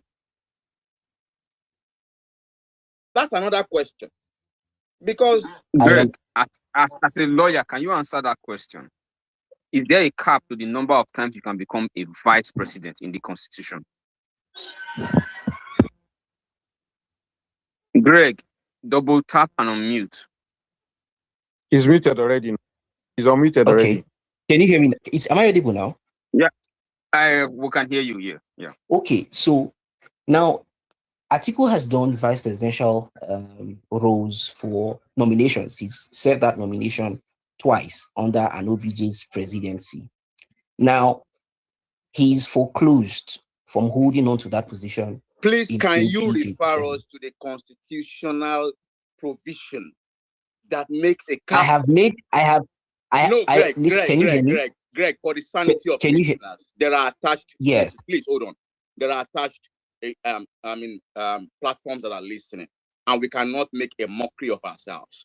For the sanity of listeners.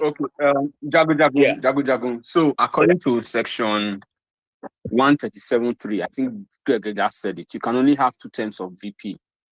2 terms can you of read VP, it, 4 years. Yeah. Can you read that? Can you read that? Listen, can you read it out? Please find it and read it out. Okay, I'm just reading from AI, right? He said, according to the 1999 Constitution, as amended, a person can be elected as vice president for a maximum of 2 terms, 4 years per term, similar to the presidential term limits. The vice president is elected alongside the president, and they can be elected for 1 additional term. Yeah. So as it stands, Atiku cannot become completely out. It's completely out. What? What did you say? There's an additional clause to that amendment. Read it. Hold on, please. All right, guys. Hold on, feed my shot. Hold on, feed my shot. All right, feed my shot. I'm not a lawyer. I'm only reading what AI gave me. Abiodun, you are a lawyer. Let us not take AI. No, Jagun, let's please. take Abiodun. Abiodun is another learned person. He's a lawyer, exactly. Please answer the question. Abiodun, please answer, Mr. Barrister Abiodun. Go ahead. Greg, we'll come back to you. Just hold on. Well, look, the truth is that the Nigerian Constitution does not specifically forbid Atiku Abubakar from serving as vice president again. There is no term limit provision in the Nigerian Constitution for vice president. There's an 8-year, there's a 2-term limit for the president. Okay, so I'm not sure I understand what the other fellow was talking about.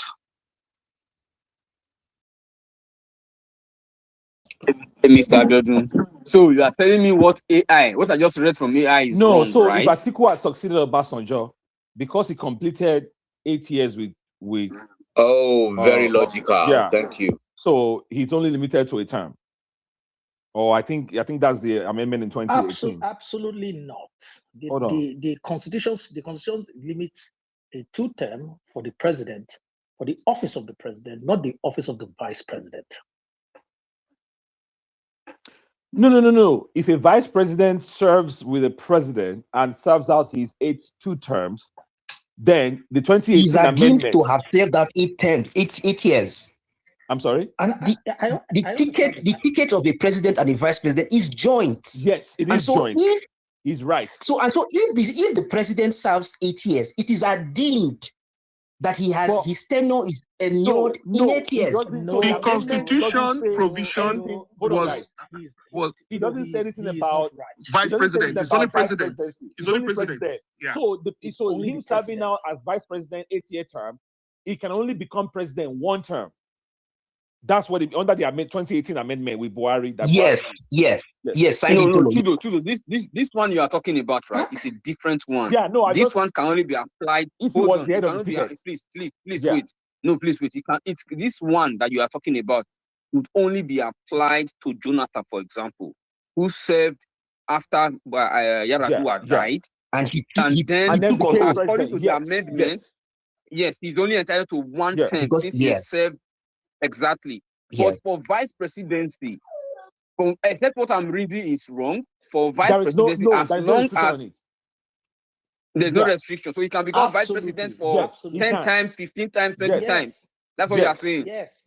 Okay. That's what I'm saying. So Greg, what you are saying is opposite of what they are saying. I don't get it. I would rather Dr. O, the office of the vice president there are no specific clause or provision in the Nigerian Constitution that limits the term of the rest of the office of the vice president.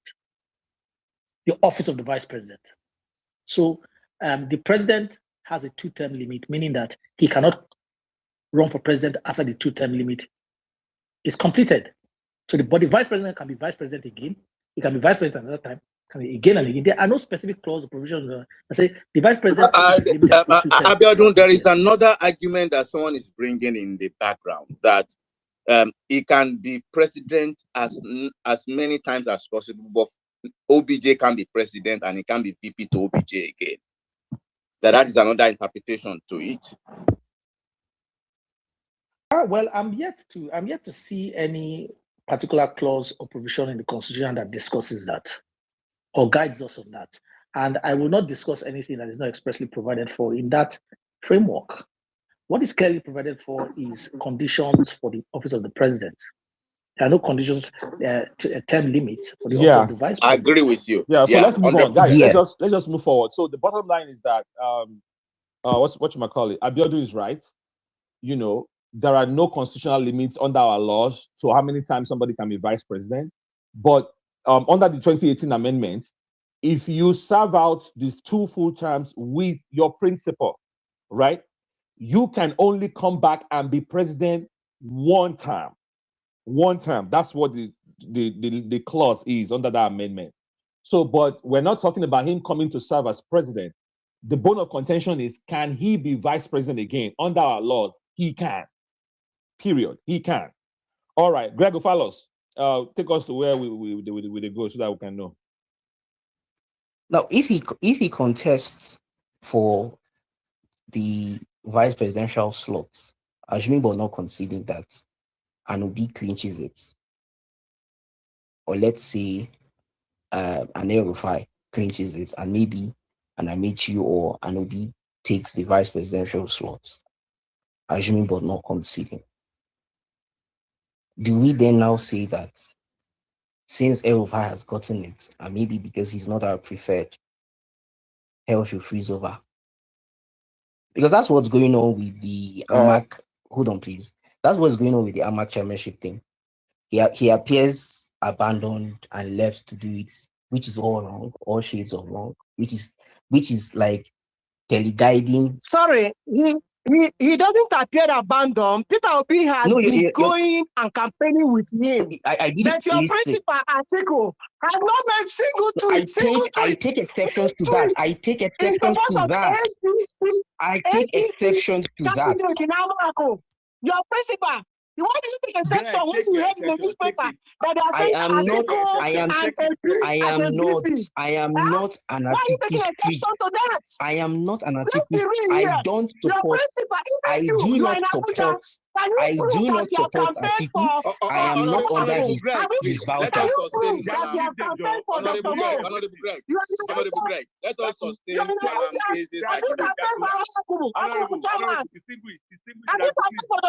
in Abuja. Greg, you're in Abuja. Have you campaigned for Dr. Mo? Have you done that? Has your principal article done that? Article, I repeat for emphasis, article is not my paymaster. If you have a paymaster, I don't. Dr. Mo, hypocrites everywhere.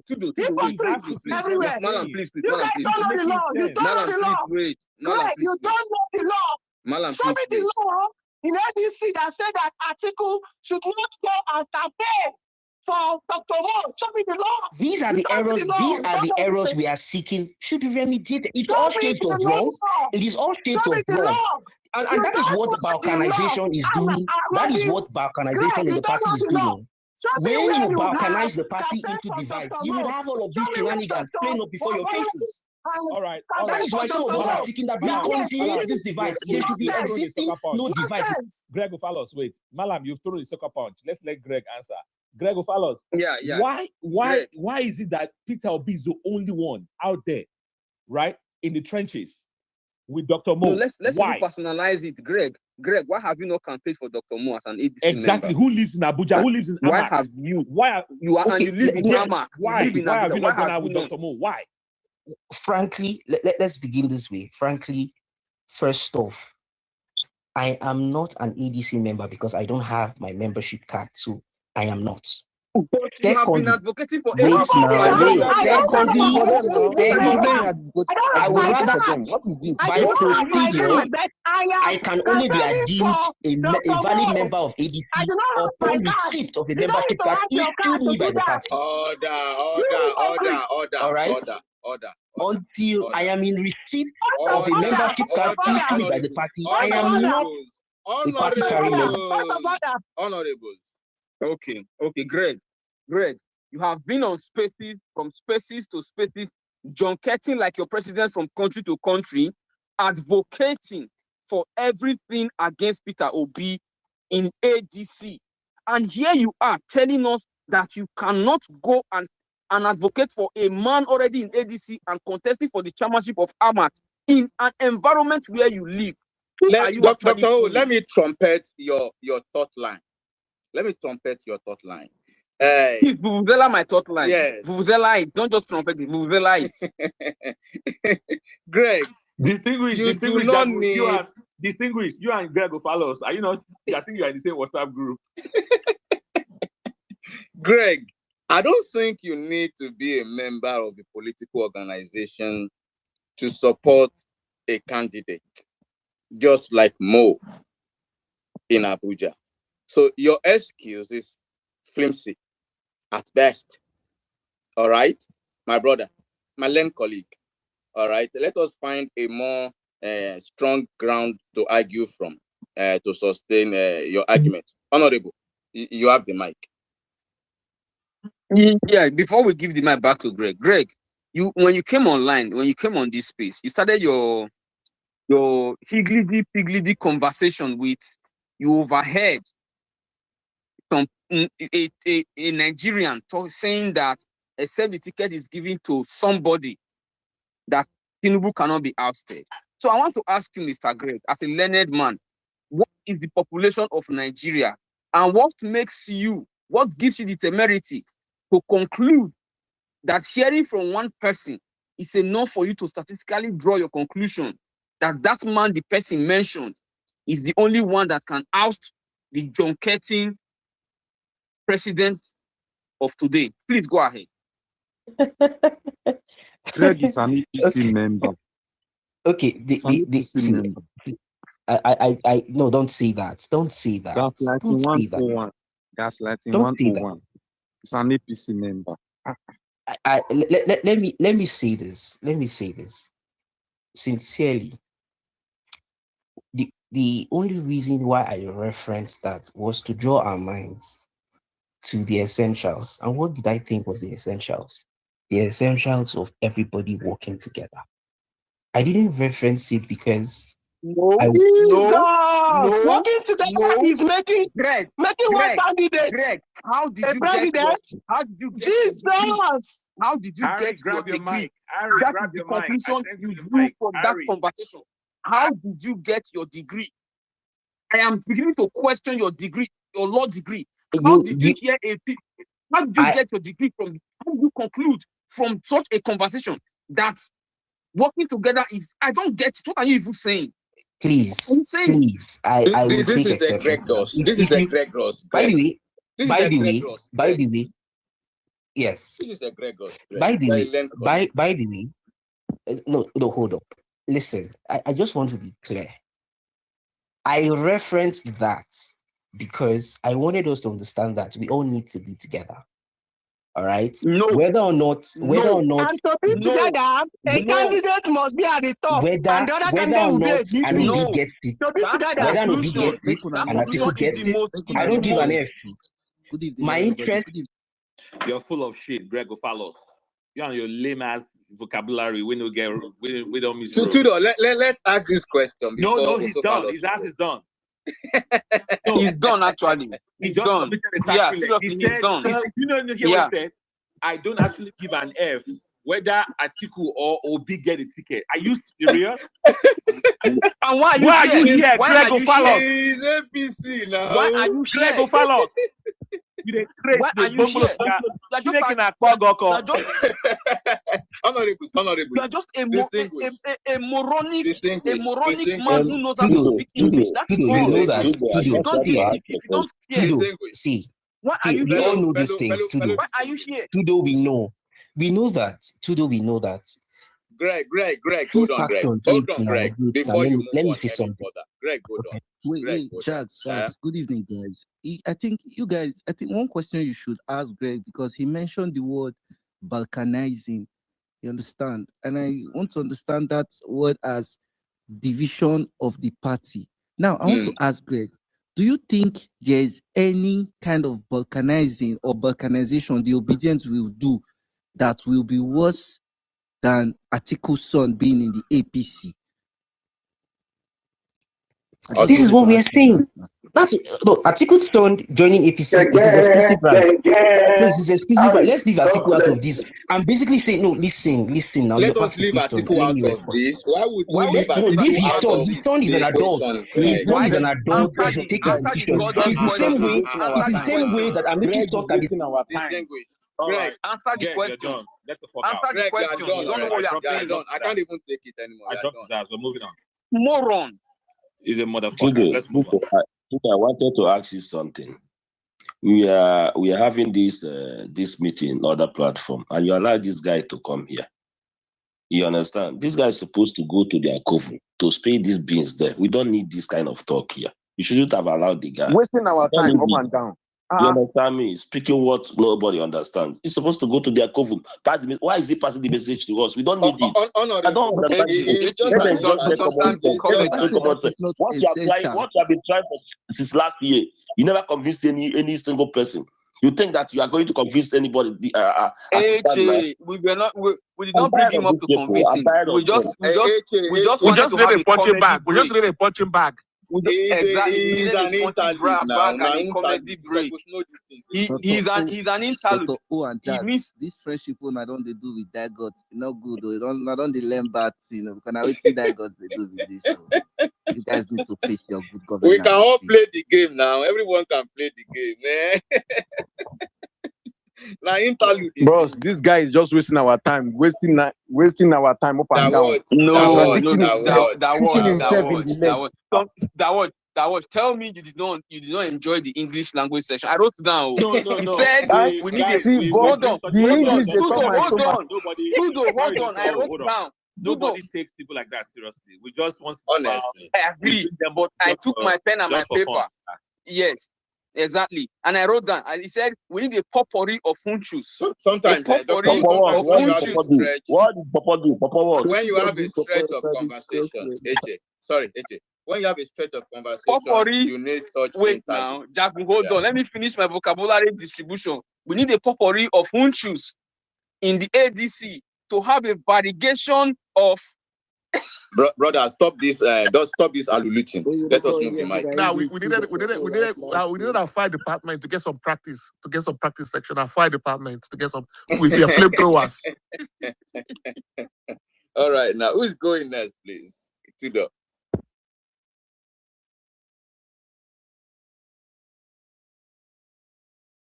I think that one should go next now. He's been here longest. Yeah, but Dr. O, I think what Echezona said should not be taken lightly, because when you go to the spaces of these guys, you do not hear them or see them give mics to some of your guys to sell your market. All right. I think you guys have not learned anything from 2023. You have not learned anything in this propaganda agenda game. But if you mind, if you go to their spaces, at best 40-30, but we use them as interlude here. Look, some materials are for props. Exactly.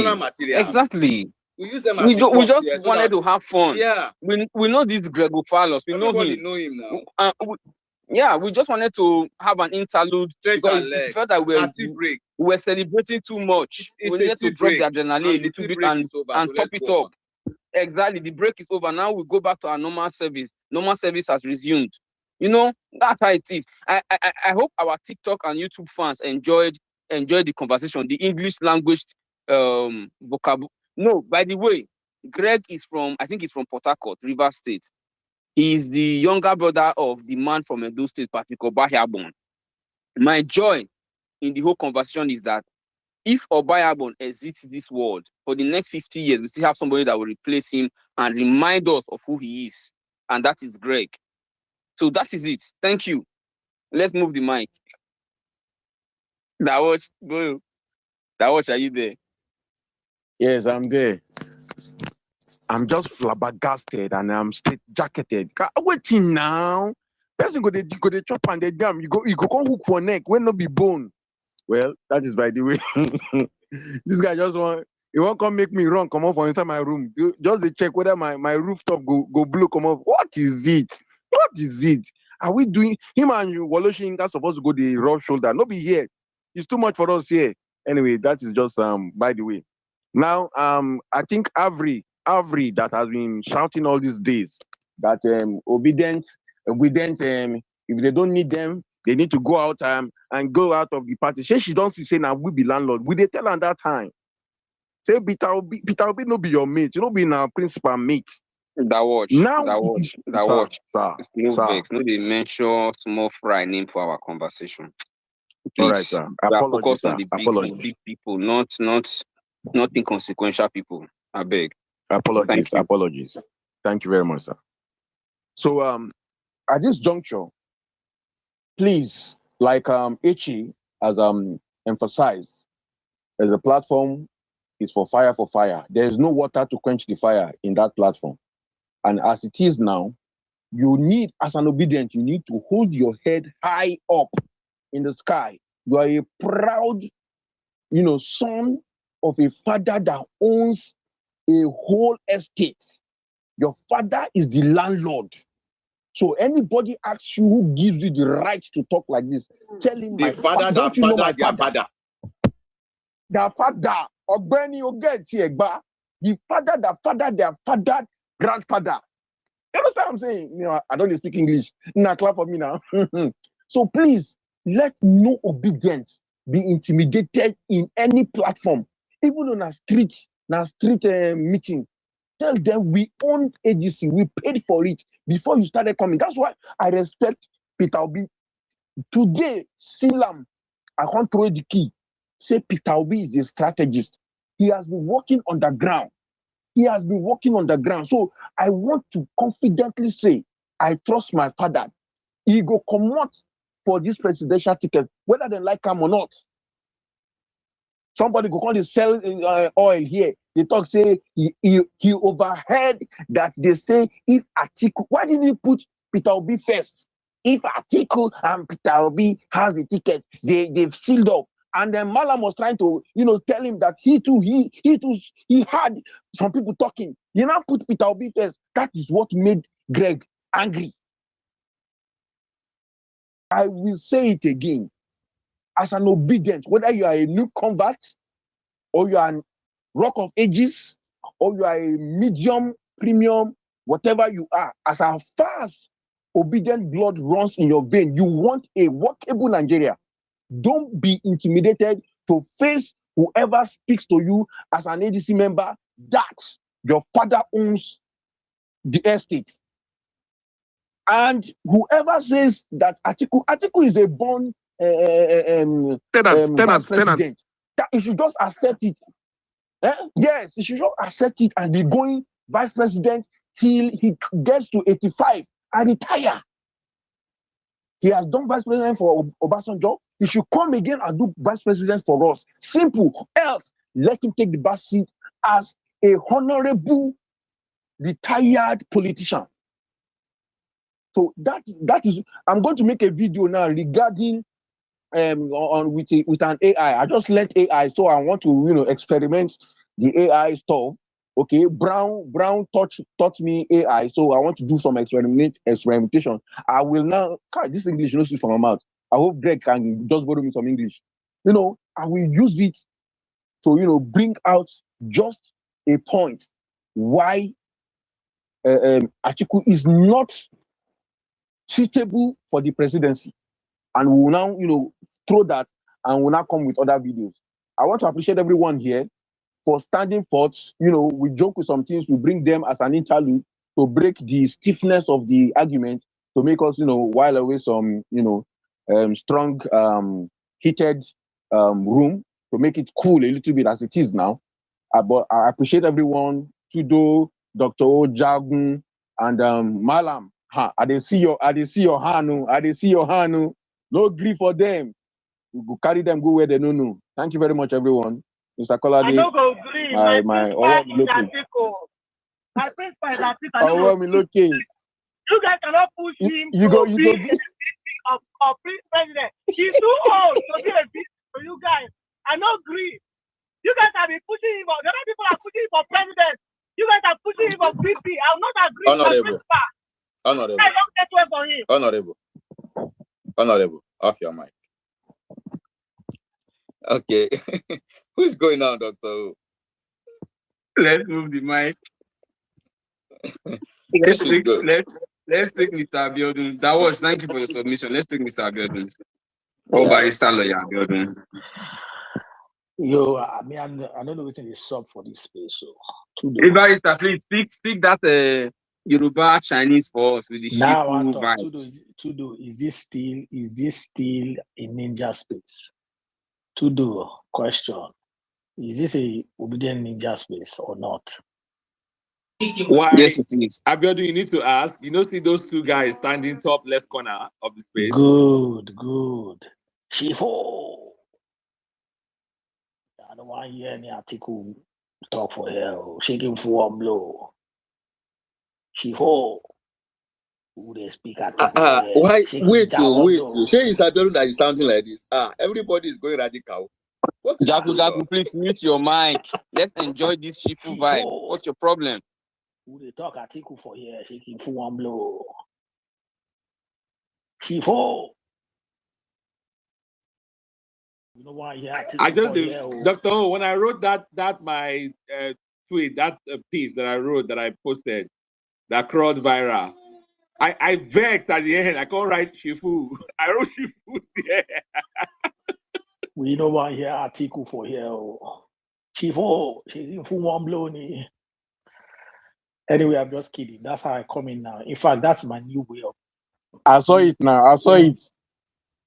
That's my new way of introducing myself on Ninja Space. I must greet the Shifu. Then I will introduce myself. Because this is Obedient Ninja Space. For Shield, we're in radical mode right now. So anybody coming better come correct. Or we'll go give you taekwondo. Yeah. Gentleman now, I don't come up for gentleman, no. I don't enter Vex. Because all this higgy haga, who they see everywhere. This mopros, procos, troncos, who they see everywhere. We don't want to see my bag. We want me everything clean, crystal. Wait till ADC don't finish their upgrade. And what is going on? Why are they suspending online registration? Now that one I mean a deal. I know they for all this krinkum crankum. What did they do for that place? I know they for the krinkum crankum. Kwangaga kungaga. Kwangaga kungaga. Mo fe jam one blow new. May they come correct too. Anyway, thank you guys. That's all I want to say. Shifo.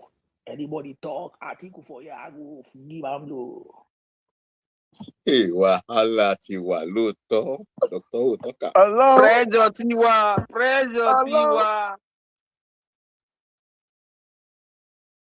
Let's move the mic. Onimale, are you there? Yeah, I did. Yeah, can you guys hear me? I can't hear everybody. Good evening. Ọmọ ẹlùkù mẹtẹ àtàlẹ jẹjẹ bẹni tí òróbìnrin rí. Ọkùnrin ilẹ̀ ń ké sí yẹn one on one. Ọkùnrin ilẹ̀ ń ké sí yẹn ẹ̀gbọ́n mi kò ní bàjẹ́. Ẹ̀gbọ́n mi ṣé wọn kí wọ́n sọ fún yín pé Òbí ló ní sí àgbẹ̀yìn. Òbí òun ló ní sí àgbẹ̀yìn one on one kọ́ bọ́lẹ̀ ń bẹ̀. Onímọ̀lẹ̀ Nixie one Nigeria. Yeah, I go still miss Sam. But I'm just trying to, like, he knows what I'm talking about. He knows what I'm talking like. I'm always telling him, the last laugh, now Obi get time. The last laugh, now Obi get time. Obi lo ni si agbeyin. All these things, see, let me tell you, all these things, article, all ball and bear, nobody, who won't vote for article? They didn't say no. This coalition, from day one, when they don't see as the coalition will be say, they start out, Obi did here. That opening day, oh, this person did here. Oh, Aisha Yusuf did here. Also, one or two obedience did here. I know what I'm talking about. I see game. If I don't see the game, me I see the game where they play. Me I be street boy. Make I tell you something. Oh yeah, I like this as we did say article. People they talk about. Some people they talk about article. Some people they talk about Obi. Make everybody day like that. Everybody make it day like that. And I go see when the time reach. The people will go come down, go cut there, and they go announce by themselves. People will go announce. Say, okay, this is hello guys. So this is my position, and I'm stepping down for this person. When the time come, now go see say now we get the last laugh. I like her like this. You know, if someone is showing up now, like we are saying, okay, Obi is president now. Obi is president. they go face only Obi. More spread out now. When the time come, people will go put hand for hug. I'm not okay. Okay. Say me, I come buy flight. They go there just say I won't go vote for Atiku. Atiku Bawo. So see, what we need now is I don't live that in that primary in that ADC primary. I don't live that side. I don't say one-on-one. If they don't give Obi, make her die. Now who get him before? Now Obi start this thing by himself. Before when he go Labour Party on his own with us, in see what he get in with the fucking election. Okay, what you can do again? Also about the own affair now. Okay, you can't leave her like that. Make it go. No, you can't so strategize. Can I only see I'm saying Obi go start this ADC. Can I not see him? Obi is not a person that's going to be fronting. Make the game they go like that. Even the front, they go the face and gone. Make the game they go. When the time come, now go see film. All what we need to do is that we should keep how we can keep showing Obi what Obi is going to do, what he's going to do. Leave it and leave. I think all those ones they don't do the game. You can see that in that campaign in Abuja for Dr. Mo, who is going now? We get in one say, "Ain't go hustle in one thing, ain't go hustle am." That's why a businessman do. When you invest, you hustle. You don't know the see am. Why would I call it disturb yourself? Me, I don't see the streets. I don't see the game. There from the start. So why are we not disturbing ourselves? I just see they don't give Obi, make her die. I don't see. I'm saying everything is ready. People go to send people. Go to send people. Me, I go to talk saying Atiku. They won't do the moral. They won't do the moral. That's why they're coming with that Atiku. But who will vote for them? Who? Even when you start saying Tinubu don't fuck off, people don't know say Tinubu don't fuck off. Now why? They call that Atiku so that Atiku, they go feel say Atiku get chance. Which kind of chance with that against Tinubu? Nobody go come out. Nobody go come outside. They'll just be listening. Atiku Bawo. They'll just be listening. I'm a Tosheni. How make we see him now from the start? Now we get this game. No.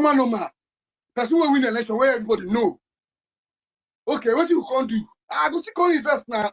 This time I'm a game where I win. What I can't do now? I go find fighters onto my job for me, onto my your family. No, now go see him. Marie 26, 27. If I fight, somebody try to do the again. Yeah, my share one. My share one. If you go allow Tinubu win it again, instead no. That's it. They won't give it all. They won't give it all. And we can't tell us that they say, why in the go say in go join waiting day from the start. I'm making a reason now. Now who start this game? Why when I call it say everybody now this in a street. Tinubu na street. No, you can't win him in a direct way. You guys use street to win now. Obi is just a very, very 100% person.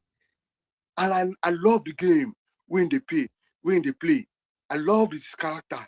Very humble and selfless. And God said, I'll always be behind the humble. There's no way. Also not bad yo. All not fair. 27 is for us. So more leave them articles. More leave those one. It's how we can do our things now. How we can get people to come out on that day. See it as a day, see that day as a day job. See that day as your full day shift. Say you see for one and really dupe you. And you know if you collect your money, but you want to stop from duping you. What you go do? Let's start showing people what is going on. No be say more leave all this article, all this. More don't want to talk about them. Article talk saying anytime say want become president, say not down her. You don't talk anything. You just say okay, you go there. I would love to when the time comes. Everybody serious just to chingasa for there. Yes, now. Because I think never go back to in Dubai. If I go, never go to Dubai, don't go to Chi. Who they run an hand? Who they give school money? Who they give us? Who they go one or two places? I took about what? Hey, now the reason I'm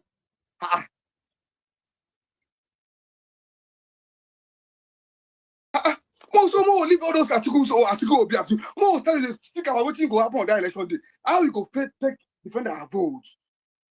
See, make I tell you something. Do you know? Maybe and I'll round up the school. See, Tinubu get one school. Where in Lagos State? Are you getting me? If you be councillor and you come in from other party, before within 1 year, are you getting me? They will make sure you join APC. No be saying what I the year. Now what I the see. Me I be go do boy. Now what I the see. They will make sure you join APC. So many of my street brothers, if they enter from PDP, they will make sure they join APC because they want to be continued. They want to continue that making Nigeria more going to hunger. That cut. So if they are not make everybody join APC, do you know what they are doing? That they are using that emotional blackmailing that okay now, where everybody is now in APC, nobody can contest against them. Well, on that election day, me I'll go and play. Me I'll just sit down in my house. That's Tinubu's game because in any local government elections, no other party member will come out like that. Now only APC members. And only APC members, not Ikodu. See, only APC members. When the members come out, and when they see maybe the other people that came out, they will not go and start knocking people's house. Walo Diboni, about 10,000. Yeah, Michael, Walo Diboni, about 10,000. That's what they do. That 2023 election, my friend was telling me that Peter will be sweep everywhere for the Kurudu because people come out willingly. That's what we need. That willingness. How we can continue to put in people's house. So on that election day, we got to come out. Because now, Tinubu go on spend money. That last time, we know some money spent. Now, they go on spend money. But let me tell you something. The highest, for 1 polling unit, the highest amount where they give one person, we go give person money for there. They go be pass either 500,000 or 1 million naira. And they don't burn the person where when they give them 1 million naira, may come talk to him, go one share the all the 1 million naira. He need to go kiss you something. He need to go keep so like if he keep 500,000 for himself on that election day, if he see 300 people there, he not bribe everyone. But if he's seeing 50 people there, he go bribe some and win the election. Now the game which nobody play with that. Make them relax inside. So the people that will come out, I can be able to buy them. Also, na bad yo, all na fair. Now game that they play for us. This election, we have to win it. More leave all those articles no be nobody. People go buy. Just people go buy flights. Can't say they won't go vote. Article get any diaspora meeting in the last 3 or 4 years. Who they go up and down. They connect people to each other. So I can't say people can't join them without guaranteeing saying that maybe I mean get this thing, but me not support me, make not deal with me. Now know that the last time I won, confirm, yeah, PDP confirm, everybody confirm. Okay, I won. Now I need to support. Make this guy, say spoil this country. At least let's stop him. Okay. And I'm the only one that can champion it because of the people that I have behind me. All right. Who Atiku get? Now money they collect for your hand. Oniwale, thank you. Yeah. Please, please, Tudo, I have a question, right, from my channel, a comment somebody left there. I just want someone maybe in the house that may be able to respond. So the person said, all this talk, T-Pain go they laugh. Results have been written, no. All this headache when the main issue of INEC is not in our hand, right? And then the person went further to say, first, have you ever seen the current INEC chairman say anything about anything since appointment? How will votes be counted? There's no plan to count votes and no electoral reforms that have happened. So all this talk is a waste of energy when the push should be electoral reforms. For Obi to be on ballot, obedience must be the majority of the delegates in the ADC. If not, Atiku will pick the ticket with serious dollars, which is still relevant in Nigerian politics. The real option is Trump influencing the election. All this talk, how does it help? You need different gatekeepers. This type of talk can alienate people politics. People politics is diplomacy. Also, do they have delegate voting rights? Because when the chips are down, that will matter. There are gatekeepers who will control the delegate. Me, I para for the person, but I just wanted to bring this to the house to hear what you guys take is, because I do know that they haven't signed the new electoral reform. Yeah. It's a great question. We're not going to dismiss it. Caller, they jump in and then we'll All right. take turns. All right. Yeah, that's a great question, to be frank. But this is what the person needs to know. We do not have control over, in quotes, electoral reform. And that has been the challenge. Okay? People have advocated, people have protested, people have done everything they need to do, which is within their control. So now, what is left to be done is in the control of those who are in power. So that is why we cannot put all our eggs in that basket. So our duty is to prepare for the worst. So if then it happens, it's to our advantage. If it doesn't happen, we are already prepared for it. So that is why you see us right now. We are behaving, we are doing everything, we are planning like we have no electoral reform, like we are still going to go madness for madness. That is that on the electoral reform side. If it was within our powers, we would have done it long time ago. So that is what the person needs to understand. And there is no time for us right now. Election is just a couple of months to come. So that is that on that side. Then on the side of delegates, yes, we know this. And that is why you see us come, mount pressure. What we are doing is we are mounting pressure. People come listening. He is listening right now. He is able to, I'm sure he will have gotten 1 or 2 things from this talk we've been having. The same way he's listening, people in media are listening, people who have voices, people who are influential, people who can get things done, they are listening. And we're also passing message. And it is more than just this talk things we're having online. People are doing things in the grassroots. As we are talking, we are doing in the grassroots. Like he mentioned or she mentioned about, delegates, like rigging. We know all this. So what can we do? We put our people in there. What if our people are not are not part of the delegates? So all this is why you see us again come online and begin to open people's eyes to say it is a consensus candidate we want. And that is why you see us mount the pressure, promote the best candidate. That is why we can't keep quiet. We have to keep talking about the best candidate so that the entire world knows who is the best candidate, who can help us defeat Tinubu. And if the party chooses to do otherwise, then it is clear to the entire world that it is the party that messed things up and not in quote the best candidate for us. Hope that helps the person. All right. Yeah, well said. 1 second. I want to give you Thank you this very information. much, Mr. Kolade. Yeah. Yeah, we're going to take turns. Yeah, okay, Mag, go ahead. No, I just want to quickly give you all this information real quick. Dr. A is hosting a space with the former ADC chairman, and they're asking him some questions. I would not mind if some of us can go there and clarify this consensus question and direct No, Mag, I'm sorry. I am not going. Anyone is free to go there. No.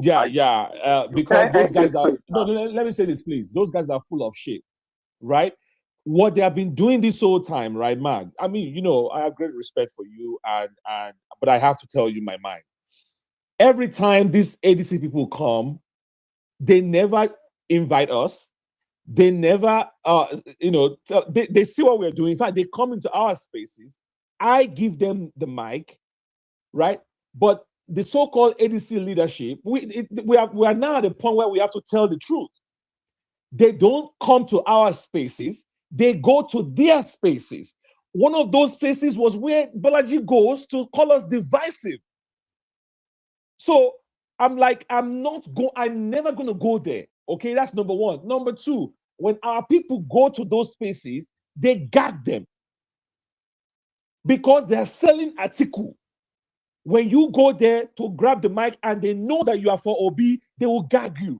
They won't let you speak. In fact, the last one, that AI guy, I wasn't there, I was told. When our people were not given the mic, which is those who are supporting PO, every time they wrote things in the comment section, this guy made sure to call them out by their names. Like, are you for real? So the whole thing is a charade, and it is set up, right, for we know who. If they want any understanding to anything, they should come here. Or they should come to any of other spaces that we host. We have a lot of our spaces, Jagu, Velele, myself, there's your 1MMC, even the Nigerian network. Now we have the Fire for Fire Space. We have so many spaces that we are hosting these days. We have Active Citizen Media. Like we have all our people. We are saying because we will not beg for all. You come to us. No, we can never beg for audience. Exactly. We can't beg for their audience. They rather beg for our audience.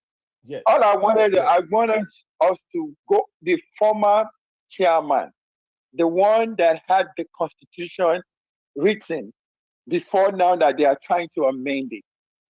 You know, I want us to ask him some pertinent question, but I'm gonna go there if they allow me. No, it's fine. I mean, I'm gonna ask him. So any other person that wants to come and ask questions, please join me and let's go and ask those questions. Absolutely. We really want to know what's going on in that party. And why is there, why are they having two websites at this time of the day? This present day and age. There is a fake website that has been collecting money. These are questions that we need to put straight to him. Before he handed the party over to these people, didn't they know all this? Or is it true that they're calling him? They're calling him a fraud now. I'm going there. Please go ahead and bring us some goodies. We all know the answer to this question. That space, right?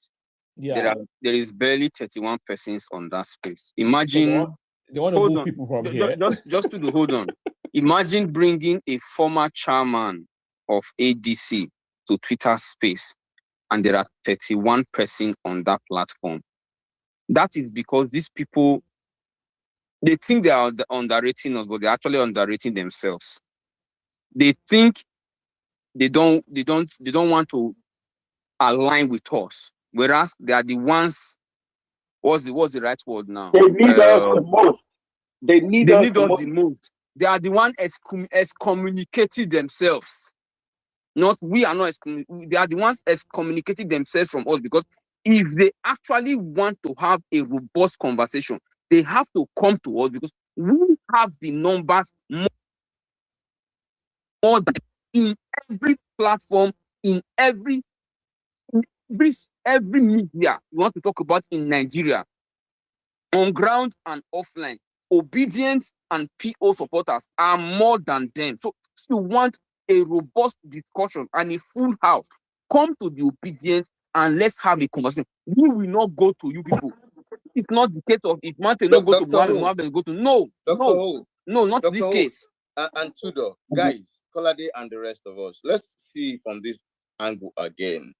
How open are these people? I can't hear anything anymore. Popping up. Please drop and come back. Go and come back. I want to respond to your question. So hold on, let's get finish your thought, back because she's streaming. No, it's fine. We can keep talking. She's gonna come back. I'm just telling her. I was just saying it out. Yeah. From another angle, Dr. O and Tudor, how open and accessible are these? People in leadership to this few set of guys that are people from report. I've been trying to assess them and bring them to, divulge information, and it's been almost impossible. But yet, on 31, doesn't that tell you why the line is drawn? Doesn't that tell you where the leadership is dancing towards? is what it is now. I'm just that is the point. For So, publicity.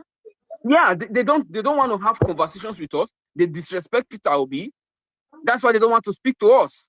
Jagun, these people are hosting spaces. So, did Peter Obi really win the 2023 elections? Exactly. Imagine that nonsense. Far from that, Dr. Antido, far from that, they even aired a space. They are even hosting another space now. They are even hosting another space and calling obedient radical. Calling obedient radical. Can you imagine that nonsense? They aired a space where they cooked up this scenario that there is one ally of Peter Obi who is, trafficking narcotic on his behalf. They held a space to do that. So these guys have gone AWire. So you can let them imagine calling the obedient a radical. Dr. O, let me ask you, are you not a radical? I am a radical. I'm a radical for change.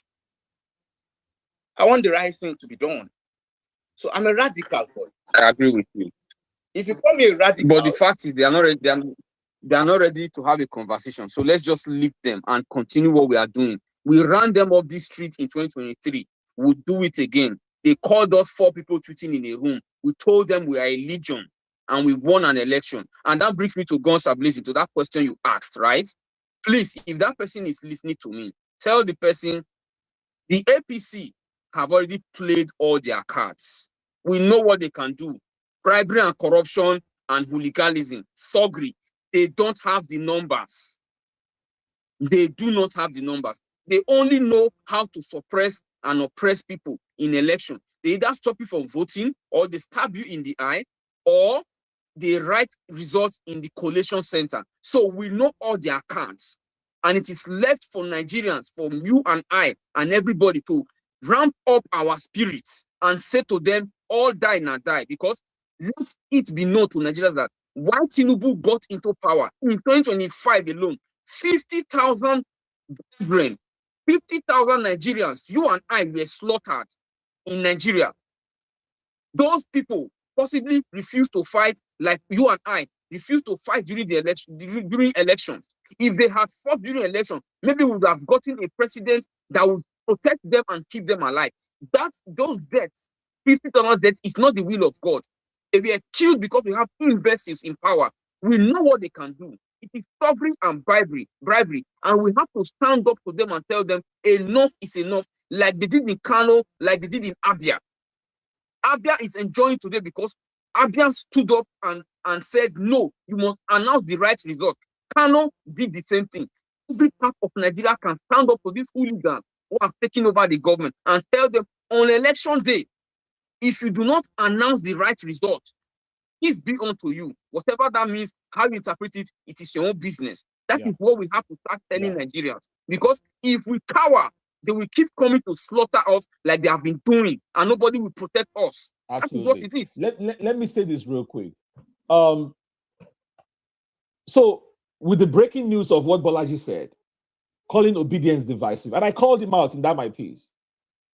You cannot do that to a major part of your coalition. The other side has no base. Obedience are moving into this coalition with an organic base. And you go on that space to ridicule the obedience, right? Now, because of what he did, it has gone national. Now, what we started here, Peter Obi or nothing, everybody is now saying it. It's now on national TV. So to that person who has that question, it's not just talk. What we are doing here is not just talk. We started obedient ninjas here.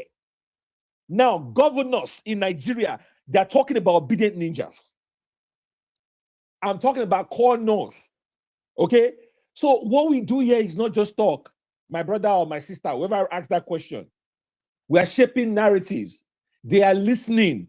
Everybody is listening. Even government officials are listening. I get DMs all the time when we are hosting these spaces. Sorry, Tudo. I want to say something. Please mind the language so that TikTok don't flag the stream. I haven't said anything wrong. Have I said anything? Have I crossed? I mean, something like all these folk, I don't know. No, I haven't. I'm still keeping it clean. Yeah, I get your point. So So what I'm saying is that now with what happened, and I put forward a statement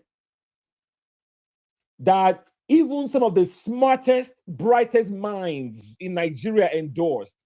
I'm talking the likes of Sam Amadi, right? And this Peter Obi or Nothing movement has gone national. You would think if we had sense in this coalition, we'll be like, guys, maybe we goofed, maybe we messed up. Let's call these guys. Let's bring it. Let's rein it in. Let's gather everybody together on one space or one forum or something. Let's. Now I see. I'm normally when I want to start my space, I want to know if any of my friends are hosting spaces, and then now we are able to coordinate better on the back end. And I see their space. We stand with Bolaji. What does that mean? No, imagine, what does that mean? These people don't care about Peter Obi. They don't care about us. They don't care. Now I'm seeing comments. If you go on their space, the moment you start talking of Peter Obi or you start talking as if you support Peter Obi, they will drop you. They will shout you down. Whereas we let them speak here. All we ask for is come with your facts, right? Come with your facts. But they won't even let you because they have an agenda. And me, I'm going to go there and go and talk to somebody about what? We already see through them. We see what they are doing. Their objective is to undermine Peter Obi. That is their goal. The whole charade is set up to undermine Peter Obi. And they are going to learn. They are going to learn. This is not how to run things. As a spokesperson of a coalition, you don't go on one space that you clearly know is set up to prop up one candidate and talk down on the support base of another candidate. You don't do that. You don't do that. That is wrong. That is completely wrong. And they will never find me on their space because they are shallow. That's all. That's all I have to say. So my person that asked that question, before I yield the mic, we are doing so much. Don't you ever undermine what we are doing on these spaces, because if there's no greater example than what just happened over the weekend, right? These spaces, they travel far, they make impact. And Bolaji just laid the torch because we were just doing our thing, JJ. They called us crazy when we were saying Peter Obi or nothing, right? When we formed Obedient Ninjas, they said we are crazy. And then he just took it and poured gasoline on it. With what he said on that space. Now we've gone global. Thank you, Bolaji. Thank you. I appreciate you. Thank you very much. All right. Let me respond quick. Go ahead. Let me respond quickly to the question. Sorry. Before you respond, I also want to tell the person that there are certain information I'm privy to, but I'm not at liberty to share in terms of grassroots organizing, in terms of organizing on the ground. So I want you to know we're not just here yapping. We are linked to our mobilization on the ground, even inside the coalition. And I'm not at liberty to share some things, but believe me, that's how teed up we are. So the inside of the coalition, things are happening, but we cannot talk about them openly. Okay? So that's it. That's it. Tell the person to go download Smart Ballot. Smart Ballot is there for mobilization. Go and download it on your Apple Store, or is it iOS or Play Store, Google Play Store. Smart Ballot, download, register, and see how you can mobilize people even up to your polling unit. Go do it. It's not difficult to download and register. Thank you. But to really to kind of like, the short answer to the question that was asked is we are actually fighting wars on two fronts actually, simultaneously. One of them is we are in the process of cleaning house. Cleaning house. That means we are disinfecting, fumigating, and taking control of our house, which is the ADC. Okay. At the same time, we're also having to fight the criminal establishment that's entrenched. The INEC, trying to stop those people that are trying to stop good governance in Nigeria. So we are actually the soul of good governance in Nigeria, because everybody else seems to be fighting against us. in trying to make sure that the rot, the stench, the bad governance continues in perpetuity. But we are the last frontier. We are the protectors of, we are the patriots, we are the protectors of our democracy. We are the ones that are actually fighting these wars on multiple fronts. But we're not complaining. So, and I'm gonna kind of summarize it with this, okay? When in chess, you don't target the king within the first 5 moves unless you're playing with a novice, okay? In chess, in competitive chess, you want to get positional advantage, okay? So that you can dominate the center board. And when you dominate the center board, then you can now deploy your strategies to actually go after the king or the queen or the officers for your opponent. So right now, what we're trying to do is to seize control and control of the center board of the chessboard.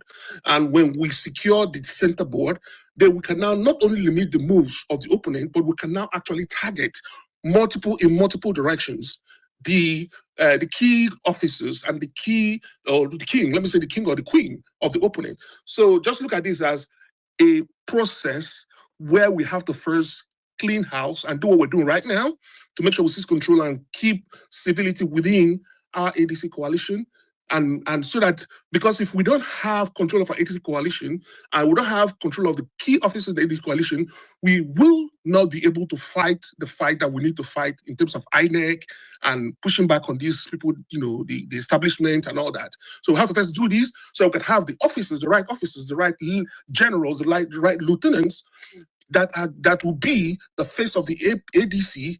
Because right now, there are questions as regarding the faces, because they're not actually efficiently implementing some of the strategies to push back against the establishments that are trying to propagate bad governance. So when we take control, seize control, we have the right officers planted in the right places, then those officers, those lieutenants, those generals will now be able to go forward and now implement the tactics and the strategies that would when we talk about INEC and all the likes that are trying to create that perpetuity in bad governance. So that's just it's a process, and we're going to get there. Thank you.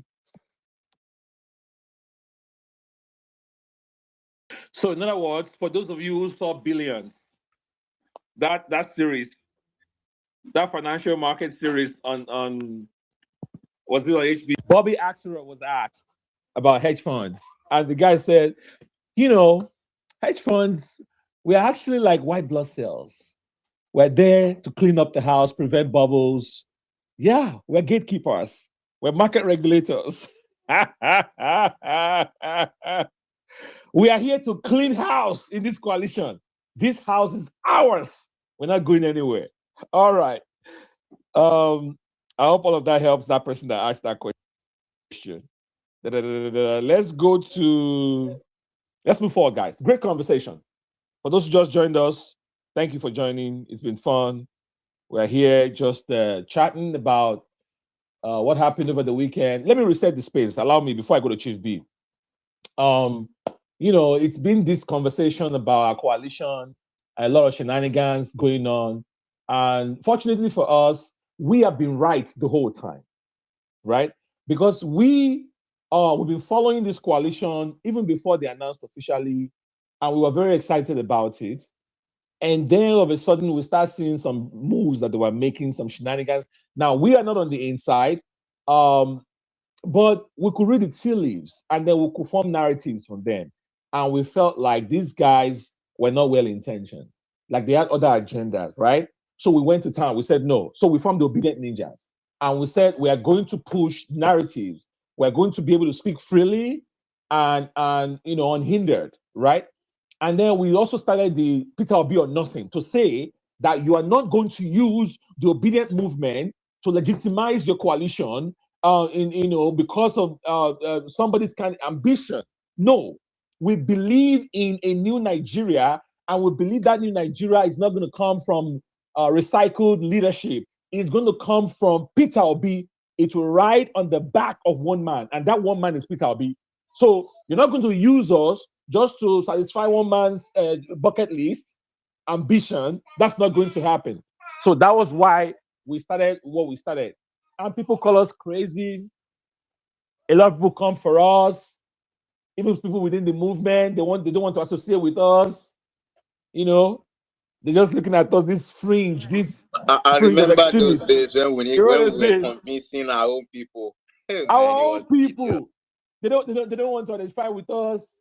They like, these people, we'll be looking at them.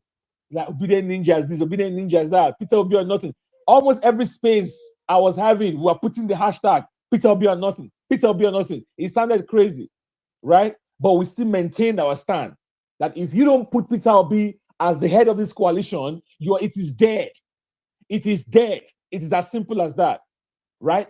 So, anyways, that conversation went on, and we're fighting all these different battles. I even went on other platforms, having debates with these people, trying to sell this message, trying to convince them that no other person comes close to Peter Obi as a candidate to give us at least a real fighting chance in the general election.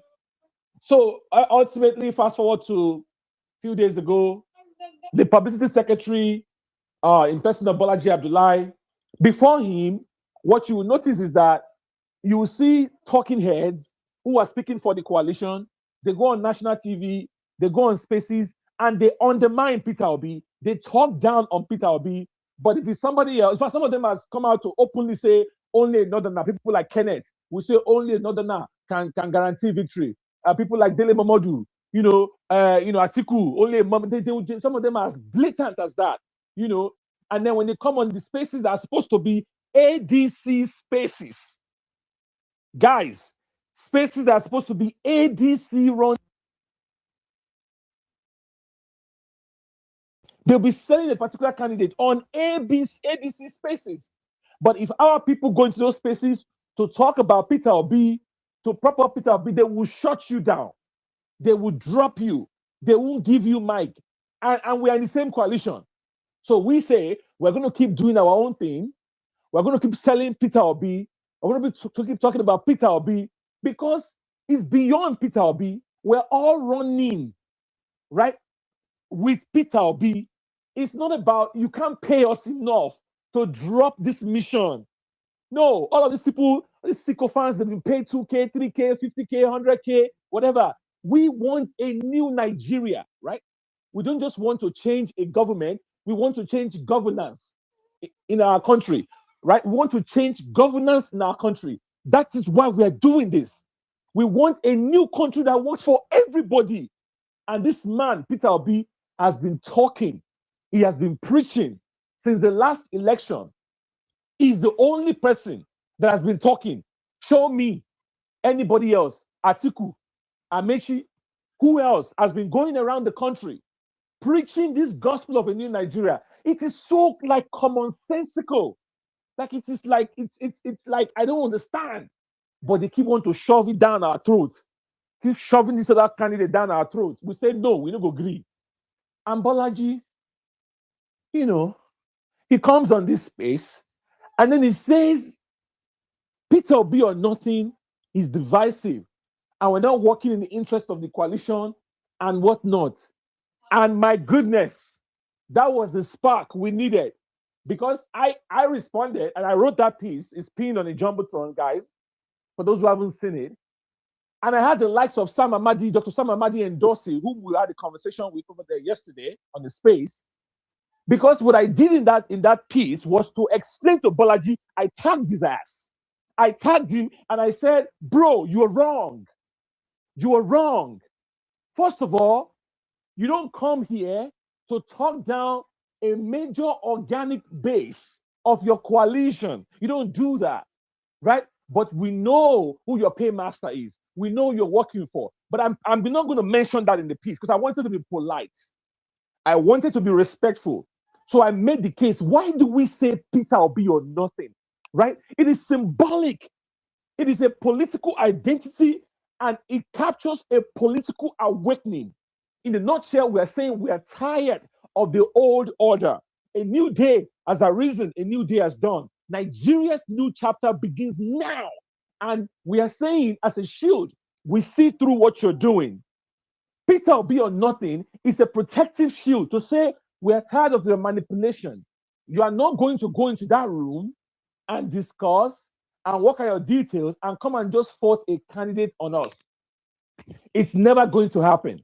No more politics as usual, no more business as usual. So unlike what people would like to twist, mischaracterize, misrepresent what we're saying, it is not coming from a place of entitlement. We don't have a sense of entitlement.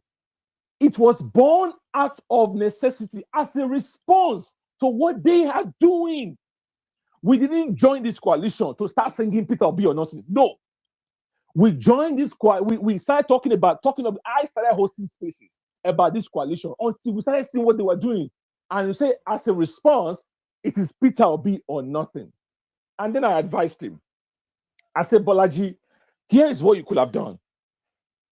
Imagine if I was in your position and somebody asked me, I would say, that is a great question. And yet, we have observed the majority of our people in this coalition are saying Peter Obi or nothing. But what we're going to do is that we are going to make sure we bring everybody together. We're going to have conversations. We're going to make sure all of our interests align on some level so that we can build a very strong coalition that will go to face APC in the general election. If this man has spoken like that, without denigrating, without undermining, without, lambasting, like our side, our base, what we stand for, I would not have said anything. Nobody will say anything. We're not stupid. We're not crazy. But of course, he knew exactly what he was doing. That man knew exactly what he was doing. But as the good Lord would have it, the universe had other plans. What we have been doing in our own small cocoon, in our coven, we are just doing on these streets, pushing. He came and he poured gasoline. he helped us pour petrol on it. Now it has gone national. It has gone global. The hashtag that we started here, Peter Obi or nothing, is now on national TV. Everybody now is talking about Peter Obi or nothing. Everybody. Now everybody gets to see what we've been talking about. Now that puts the coalition in a very precarious situation. Because now you have invited the flashlight into what you're doing, and everybody can now see that, look, you have only one choice here, right? You have a problem and you have a solution. Your problem is Atiku, and your solution is Peter Obi. Deal with it and make your choice very wisely as a coalition. That is exactly what we're talking about. So this space that you're seeing, guys, for those who just joined, was born out of these conversations that went on over the weekend. So don't let them fool you. When we say Peter Obi or nothing, we know exactly what we're saying. And if you are still in doubt, read that piece that I wrote. It will give you a good understanding. All right. Thank you, everybody. Let's move the mic now. Chief B, you're next. Jump in.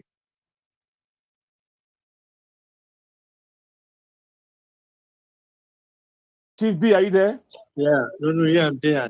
Go ahead. Thank you very much. Thank you very much, Studio. I've said it in the past that what you are doing is so important.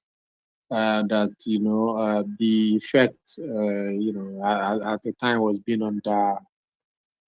underestimated. We're seeing now how important it is. In fact, I'm so excited now that a lot of obedience that have been on the sidelines, that have sort of relaxed, are now coming out to really also give their opinion on this matter, which is quite impressive. So for those who think that the support base no longer cares about Peter Obi, at least they can confirm now that it is still as solid as ever. Okay, so which is very good. So I wanted to, when the other grammarian lawyer was speaking, I wanted to just point out the error in his analysis. A lot of people are under the impression that Peter Obi's vote and Atiku's vote will be added together if they combine on the same ticket. And we've been saying this time and time again. And thanks, God's will, for that analysis. The people that are voting for Peter Obi are a different kind of voters. these are the people that will naturally sit in their houses and be playing football and be doing some other things on election day, because over time they have seen that none of these regular politicians have been able to make any difference. So the question is always, why bother when it's just same of the same.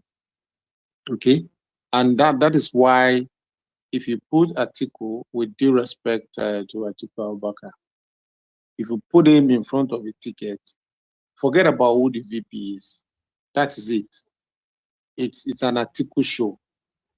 So almost 90% of what people will see is Atiku. I mean, nobody talks about VP that much. Let's be honest with ourselves. So it will not just be based on the merit of Atiku. What does Atiku represent?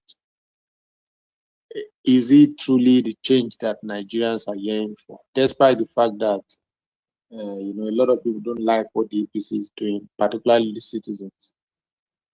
Will Nigerians honestly see Atiku as the savior, as somebody who will pull them out of the economic problems, as somebody who will secure the country, as somebody who will run a transparent government, as somebody who will not be transactional, as somebody who will be prudent with public funds, so that there will be funds available to apply to the critical areas, of the economy, to be able to move the country. Yeah. And somebody who will not be ruling us from Dubai or France. That is very important. Absolutely. So these are honest. This is not about hatred or about whether somebody hates anybody. It's just being pragmatic. I think that some of these guys on the other side, they just shout, they just get emotional. Sometimes if they can just calm down and start to think like a normal human being and drop the ego and all this anger that is going nowhere, they will realize that it's actually, nonsensical to think that they're going into an election against Bola Ahmed Tinubu in 2027. And you believe in your mind that a coalition formed behind Atiku is the answer to the questions majority of Nigerians seek. I mean, let's be realistic. This is not about emotion. This is not about Peter Obi even. It's just about common sense. So you're going to, so literally you need a tsunami of votes. Votes that money cannot buy. The kind of passion that Nigerians had for Peter Obi in 2023 multiplied by a factor of 2.5, where even Peter Obi himself does not know how some things are happening. People just do stuff. And I think that this is the problem some of these other guys have. A lot of them do not understand the scale and the magnitude of support that Peter Obi had in 2023. There were millions of Peter Obis. Nigerians literally took it upon themselves that, okay, look, this is my own way of taking the country back. And they were doing so many different things in so many different ways that sometimes you think you are the one doing the most. You don't know that other people are also doing stuff. Just in a way that is unexplainable, right? And that's the kind of a thing we will need in 2027, plus extra, because the candidate Tinubu then that ran a Bala Blue campaign on a platform that was already destroyed by Buhari. At the time when we were using money to buy our own money, fuel scarcity, insecurity. So, as at that time, let people not kid themselves. We never, that was the worst we thought everything could be. We were at the lowest. And APC had a candidate that was highly uninspiring. Even APC people know what I'm saying, that Tinubu didn't say anything to inspire anybody about his prospect of being president. It was more or less like a comedy show. And now this man is now the president. And everybody knows, based on how he ran Lagos, that, you know, Yoruba people say to Jebolo Shalowo. You know, I don't know how to say this in English. Once his hand touch something, before you collect it, you literally have to cut that handle, right? So that is the kind of force we need in 2027. So you can't go into that election with ordinary political arrangement where you say, I mean, it's normal politics, you know, the daily memorials, the Dino Melai, your way Agbada, and go and dance and dance and dance on the stage campaigns, the Baba we nowhere, the shadow Milo. That is not going to work. I mean, I don't know how else we say this so that these people can just open their mind to simple, basic reasoning. That 2027 has to be something special if you want to make any serious showing. And for me, the special, and I wrap up on this note, is to throw a curveball at APC. Today, everybody believes that the North can never give concession and make sacrifice to support a Southeasterner.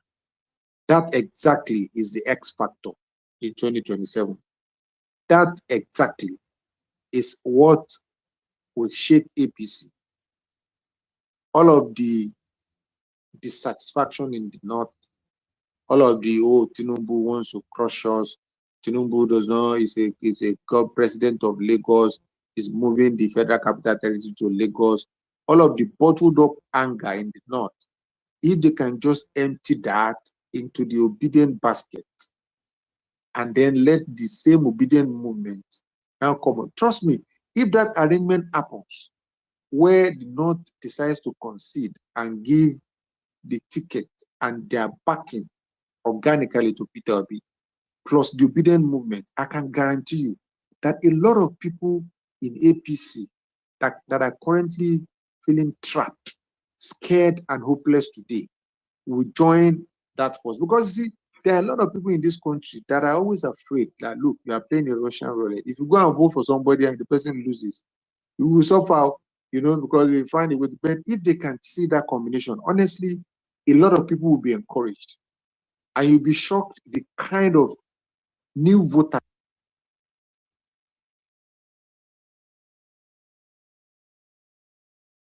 and move this stuff forward. So, you know, I don't know how else to say this, but people need to understand that, you know, it's not about opening space and having a counter argument or trying to abuse people. If you like, abuse Peter Obi from now till next year.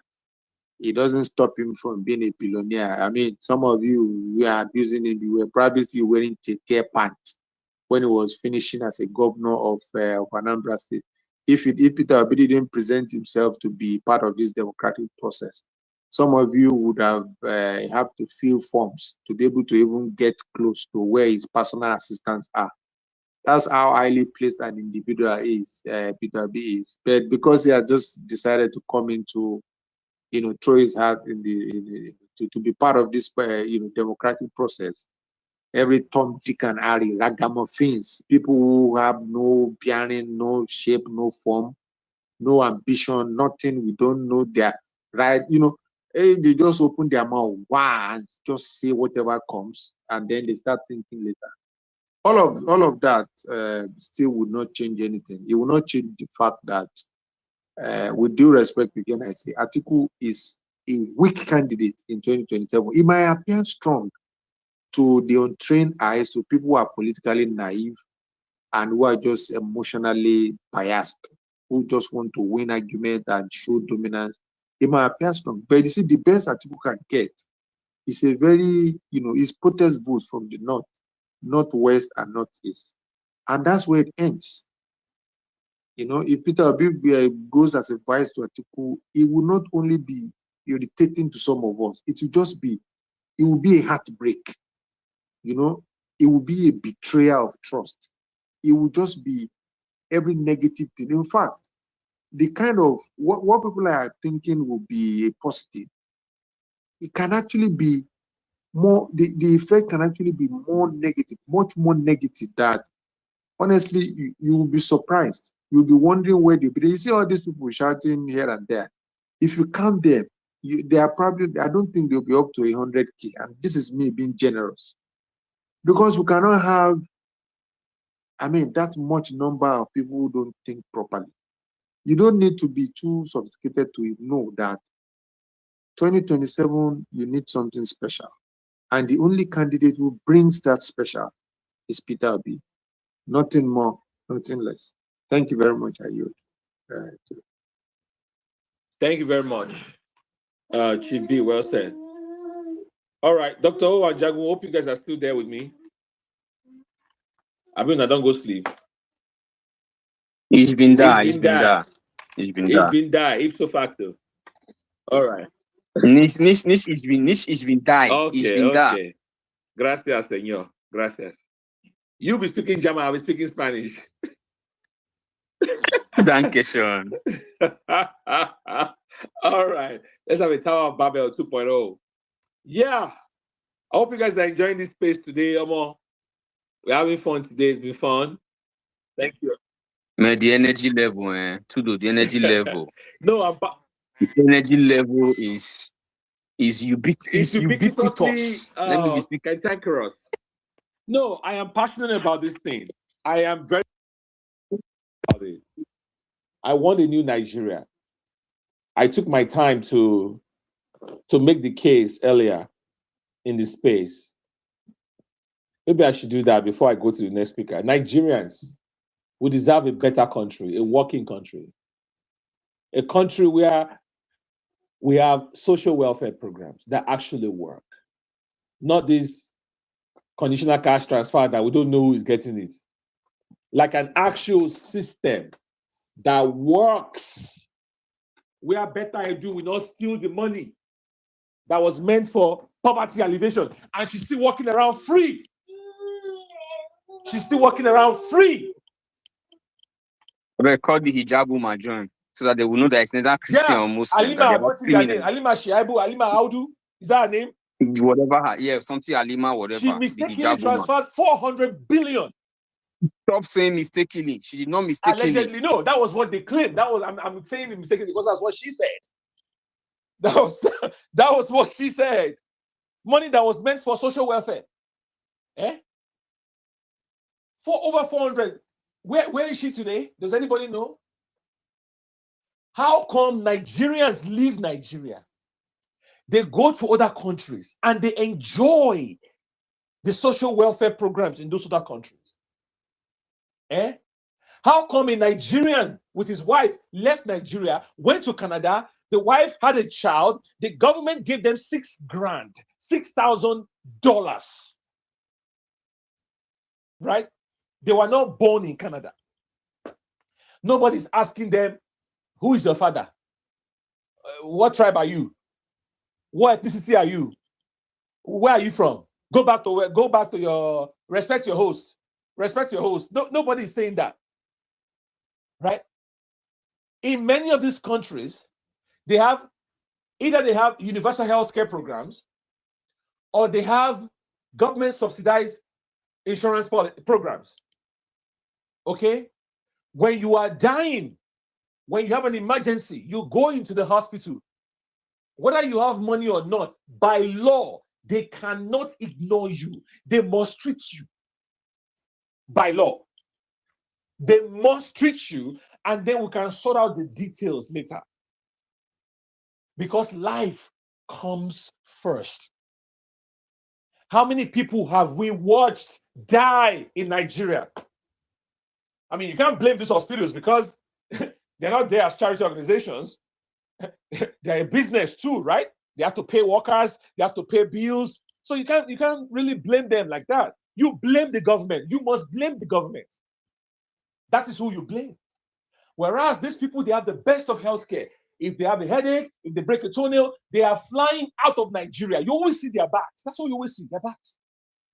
You always see their backs. Their children, their wives, everybody, they are enjoying.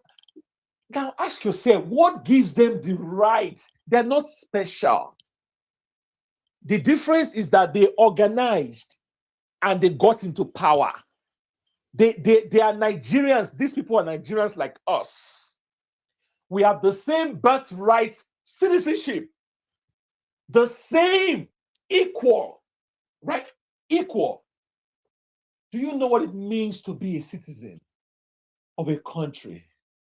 We have been so bastardized that word means nothing anymore. Our lives mean nothing. People die every day in that country. Senseless deaths, insecurity, kidnapping everywhere. People are paying ransom, and it's normal. Terrorists are openly negotiating with governments, and it's normal. How about food? Many of these countries, there are real food banks. Food banks that when you go to, right, you get the basics. You cannot die of hunger. It's impossible. They have programs that will give you cards. In America, we have EBT, we have WIC, we have so many others. You take them to restaurants, you take them to that accept them, because not all restaurants accept them. Then you go to grocery store. It cuts down how much you pay when you go grocery shopping. I mean, it might not be able to, so there are limitations. You may not be able to buy steak or salmon. You have to pay extra from your pocket for those ones, but you buy basics. You'll be able to eat, be able to feed yourself and your family. These things don't cost much, but corruption with these people, they pad and pay themselves and build houses in countries they don't even live in. They don't live in these countries. They build houses there. They hide money in offshore accounts, in tax havens for their children and their children's children. And we are saying, how about schools? In 2026, there are schools in Abuja that don't have roofs. Guys, think about that. The same city where our governments are talking about trillions. 58 trillion this year, our budget. 58 trillion. Our classrooms don't have roofs. Our children are defecating in the bush. Schools that don't have toilets, like things that we shouldn't even be talking about in 2026. Our children go to schools, their schools don't have toilets. I want you guys to think about that. And I could go on and on and on. Our doctors, Joesu, have they finished their strike? I think they are still striking, right? Healthcare workers. Our doctors are living in droves. They're living in Nigeria in droves. Can you blame them? ASU with their perennial strike every time. Like, we are not cursed. We can turn our country around. We really can. And we are saying that we have found a man who has done it, who keeps advocating it, and who can give us that new country. 4 years. That's all he needs.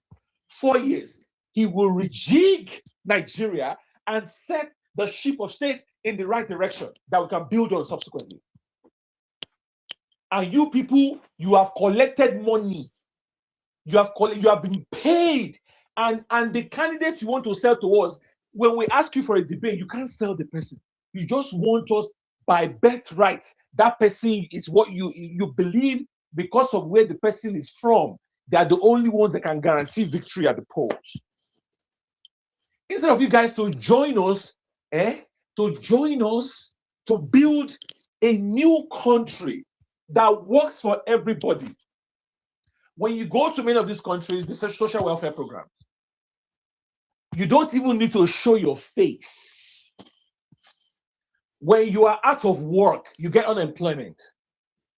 They pay you, they give you a paycheck to sustain you pending the time that you find a new job if you are in between jobs. In fact, some people will even prefer to be sitting down. But you don't want to sit down at home. You want to go do something and be productive.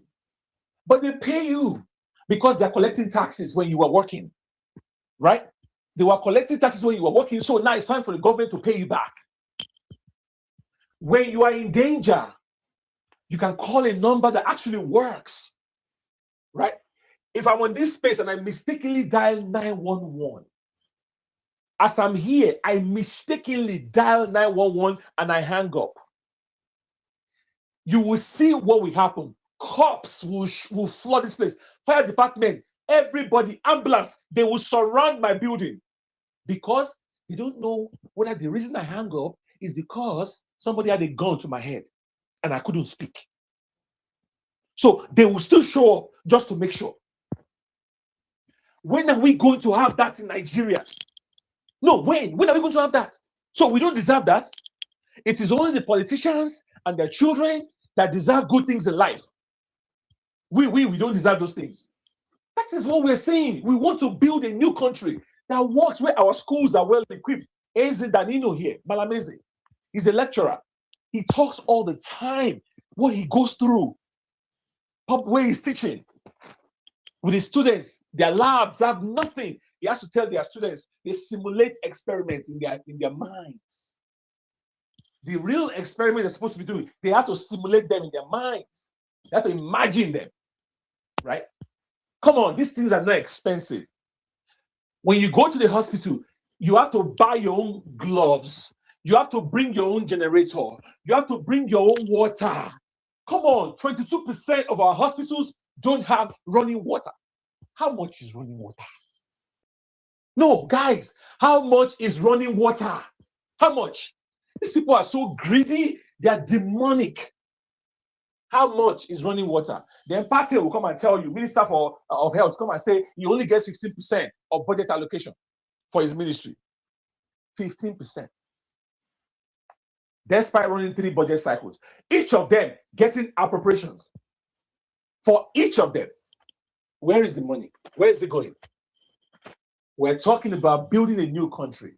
And you people in your 20s, in your 30s, in your 40s, you want to sell us an octogenarian. You think the next best thing for Nigeria is somebody who is 80. I am convinced that an 80-year-old should not be running anything. Many of you, you will not let your 80-year-old father drive you. You will not let your 80-year-old grandfather drive you. You want them to go and run a country as complex as Nigeria. I will tell you this much. That person will not be in charge. Tinubu is not in charge. Tinubu is not in charge. He couldn't walk up to shake hands with the leader of the UAE. 2 people had to grab him and help him get up a few steps. That right there projects weakness. He doesn't project strength. We don't want somebody to run our country by proxy. We don't want a bunch of people calling themselves presidency running our country vicariously. We don't want that. We want a man that will be in charge of affairs of our country. That is the fight we are fighting. And if we come and be telling, because you have collected some chump change, I hope it feeds you for life. Because you have collected some chump change, you now want to be fighting us. They go on their spaces, they say we are working for APC. They call us out that we are working for APC. Can you imagine that? Why? Because we're advocating for the candidate that we believe will give us a new Nigeria. Hey, you to advocate for your own candidate now. Must you call us names? Must you call us names? Must you? So the reason is you want to shush us. You want to shut us down. And that was what Bolaji did, unfortunately, on that space. Instead of you to acknowledge, see, you can't shut this down. This is beyond all of you. All of you, it's beyond all of you. It's about the destiny of millions of Nigeria and Nigerians yet unborn. So we are setting a new trajectory for our country. That's what we're doing. And that's why we say it is Peter Obi or nothing. Yes, I hope you guys understand. All right. We can have a new country, man. We really can. It's not rocket science. Where Nigerians in diaspora can come back home, build a new country, be secure, be safe in their own country. That's what we're saying. Look at our police force. Look at them. They're underpaid, underfunded, right? They go out and harass people on the streets every day. They shoot you dead if you don't give them bribe. Look at our soldiers getting whacked every day. by the same terrorists that the government is negotiating with Operation Safe Corridor. It makes no sense. This country is in shambles. And the people that are running our country, they have no clue what they are doing. The president, the vice president, coordinating minister of the economy, they all made a beeline for Davos. They went to Davos and they were begging for money. Was Kagame at Davos? Was anybody know? Was John, what's his name? Ghanaian president. Mahama. John Mahama. Was he at Davos? Was he there begging for money? Like what? Was Ramaphosa. Was Ramaphosa that was begging for money? Thank you. We're saying people that will stay in the country and build their country and build infrastructures. Our electric grid just collapsed again. Collapsed. For how many times? Oh, the first time the year 2026. How many times last year? We've not been able to do over 4,000, 5,000 megawatts. Right? But look at the countries around us. Ethiopia just built their mega dam. Go and see how much it cost them. I mean, can you just start from the basics instead of wasting money and building roads to nowhere? 30 to 33,000 kilometers truncated roads. Fix those roads. We shouldn't be having those kind of traffic jams that we're having. Look at the condition of those roads. I saw a video the other day where trailers had to park. Somebody was recording. They had to park on the side of the road. People had to park in their cars, sat there for hours because down, 1 or 2 kilometers down, there were kidnappers there.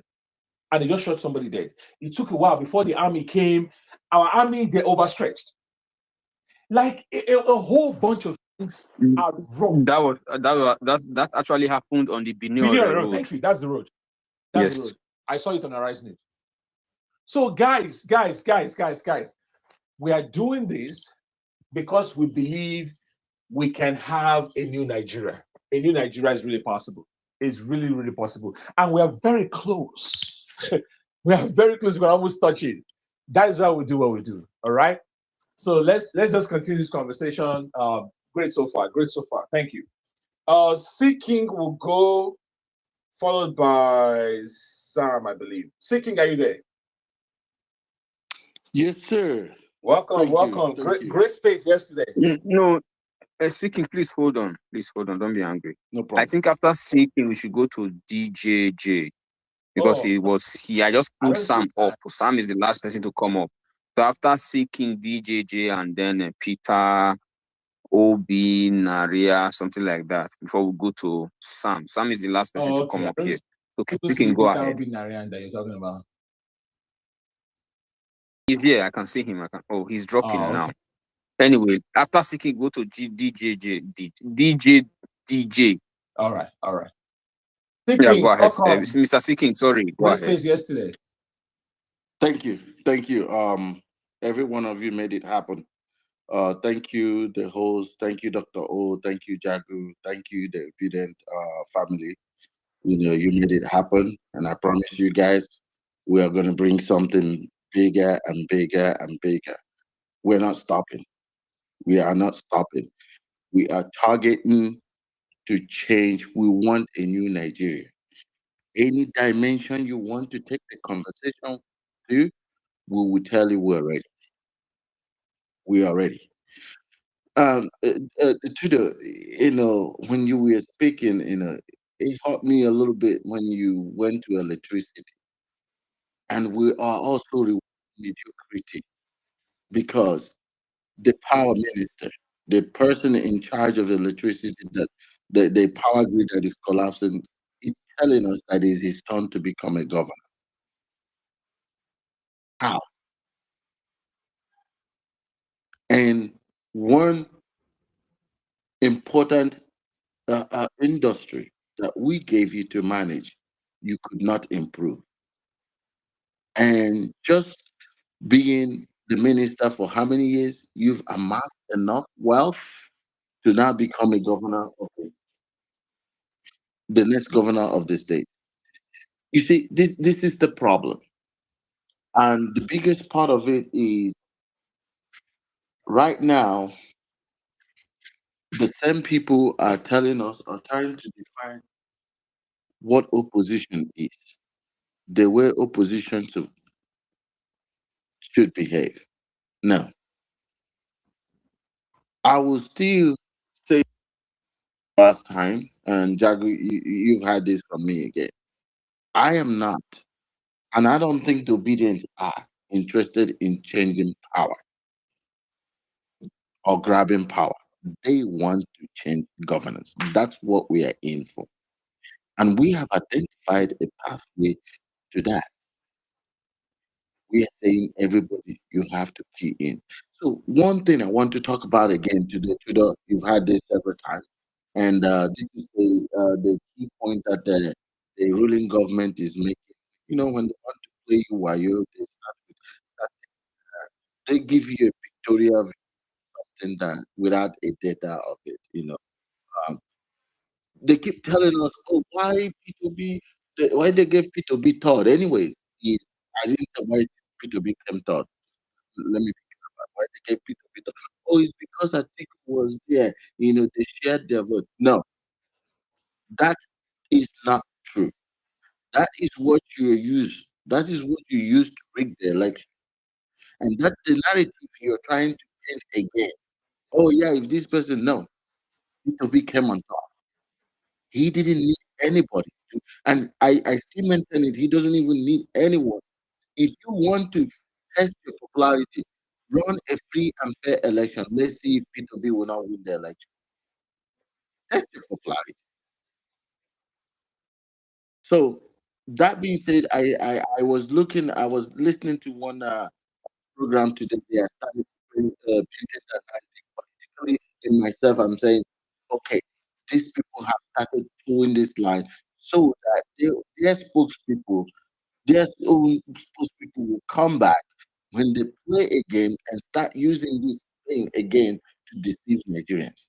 And I'm coming out to tell Nigerians, what out. This is not true. This is not what happened in 2023. 2027. Yesterday during the space with Dr. Sam Amadi, and the base got energized, and I think he felt the energy. When you listen to his interview in Arise News today, he outlined something very important. And we've been saying this. He told them the difference between this obedient group, any other, whatever you call it, group, or is because they are not incentivized to do what they do. They are not waiting for anybody. And when we spoke about this case, and I told him, and he asked, I said, I don't know PO. I haven't spoken with him. So most obedient that you see here today, going, knocking door to door, doing whatever you're doing, taking away 247 to host space, they don't know PO. But they know one thing. They want a better Nigeria. And they have identified a pathway to that. What is the pathway? P2B or nothing. My brothers, stand strong. Continue what you are doing. We know what you want. It's an ideology.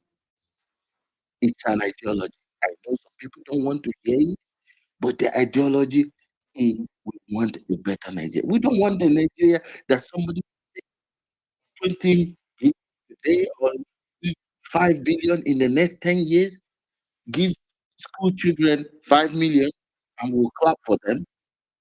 And our media will praise them. Oh, they're doing not a good right way. Do you know the worth of that money when you took it? Do you know how many schools you would have built when you took it? Do you know how many emergency, how many ambulances you could have bought when you took that money? And you're coming back 10 years later to give the little children, to give it as a charity, and we'll clap for you. We've had enough of that nonsense. We want something better. And this time we're not playing. And there are a lot of things we're going to talk about. There's a lot of things. There are a lot of things we're going to talk about and going to review. And I want us to, Tudor or whenever also, the people are also going through a lot. In Nigeria right now, are in a situation that you get quarterly um, deductions on your account from your bank. You get commission, you get VAT, you get stamp duty. If you send your wife or your brother or whoever money to even buy you something, you get taxed for it. They say, oh, somebody will come and justify there is a VAT tax in America. There is justify things with America. You give the people the services of America. The American people are giving to their services. Are you talking about giving people return? How are you balance all this? Just using your back. Even most banks outside Nigeria would encourage you. Most countries will encourage you to do stuff online that you don't overburden the staff, and they give you incentives for doing that online. Instead, you tax every transaction. What are you doing with the money? And we have every part of the institution, like the banking institution.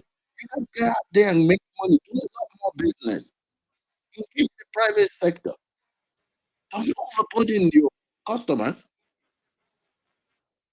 That's the only way of making money. And you put 350 naira, 3 naira out of the population of that, you know how much. That's why you're posting a lot of without doing anything. Extraordinary. And this is why what we are talking about when it comes to governance, somebody has to do the oversight. And this one man who can do the oversight on all these broken institutions.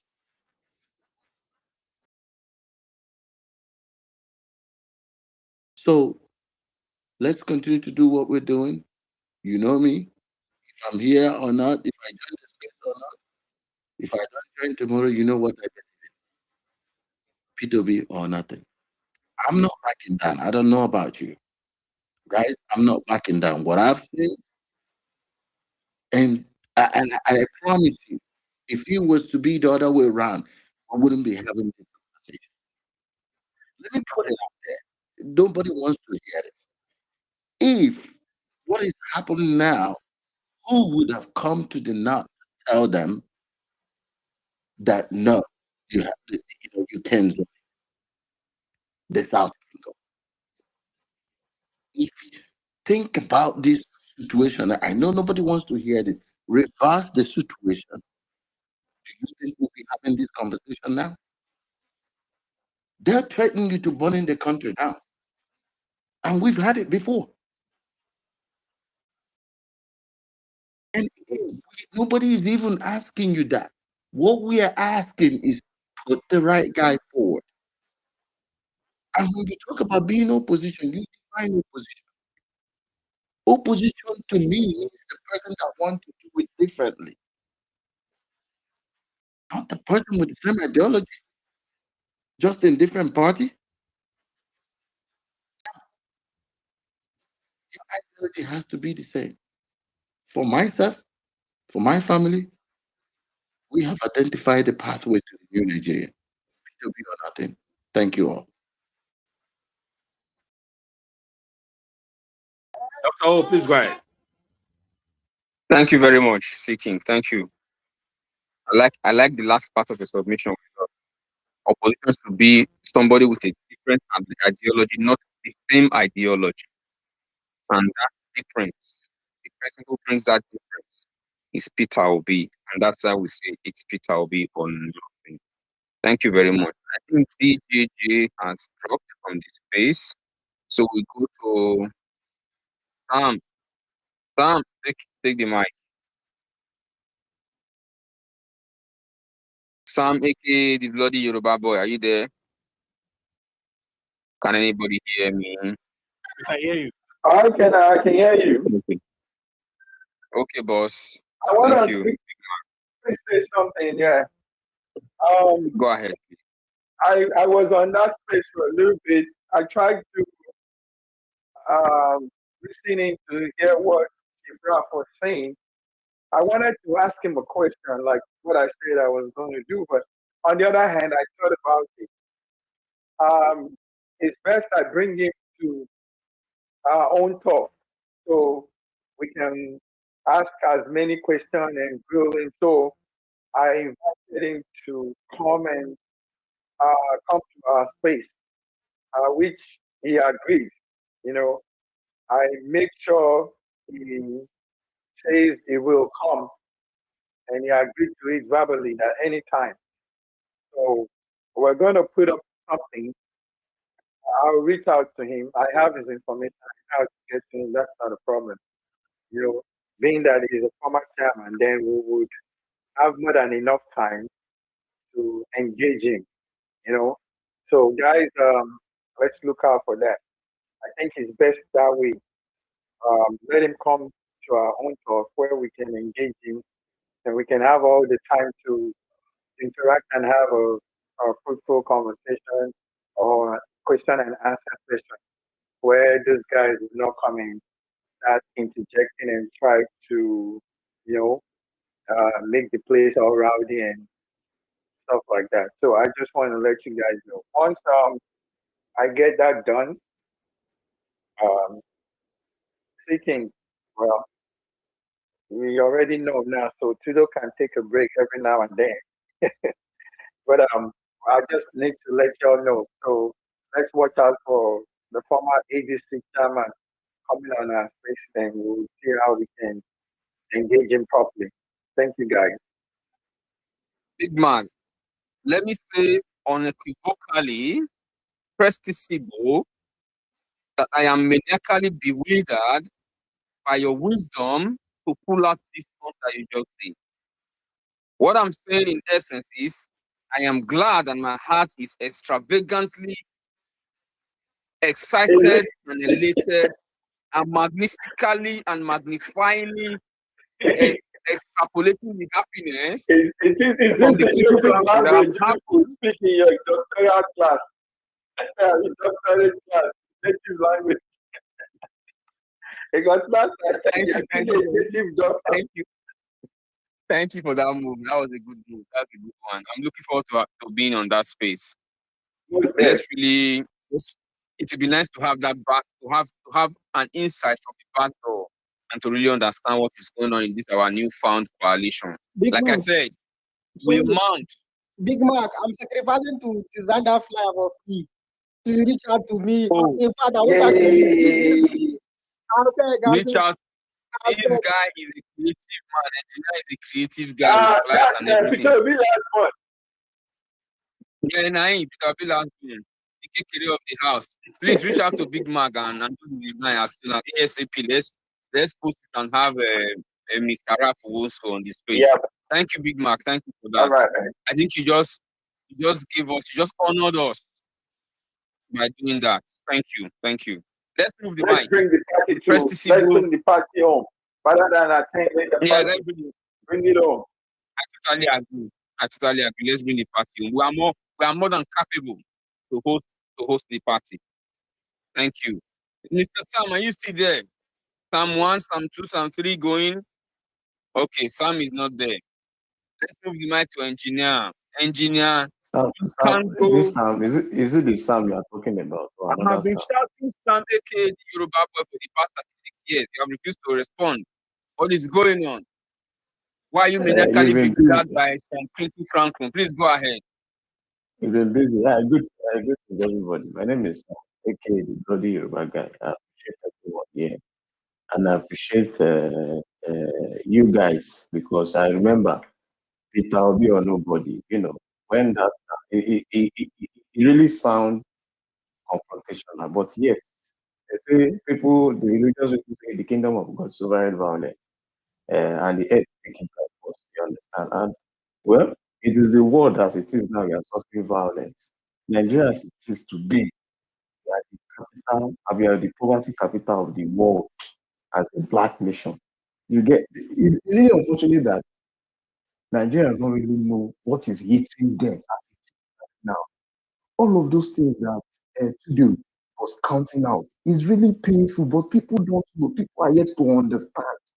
And it is high time we do the needful. People need to come together and hold these people accountable. See, the list, you understand? You are even making Peter Obi a standard. You get? And anybody that comes after him, that should be the basic standard as it is right now. If you look at it, all these politicians, it is hard for you to find them in prisons. And that is why you can see how they are jumping to the other party. When you come, your sins are forgiven. Money is missing. Billions of naira. Look at Yaya Bello, EFCC, S Bulldog. If you look at it, if you look at our legislature and the system as it is, look at the tax the tax law that they said. Look at what is happening now. You get, like somebody said, the campaign of the one that is now our president was nothing insane. Nothing was there. It was only joke. You understand? It was only joke. We were even thinking it was AI. He said it himself and he's doing it right now. You get, I've forgotten that quote, the way he said it. You understand?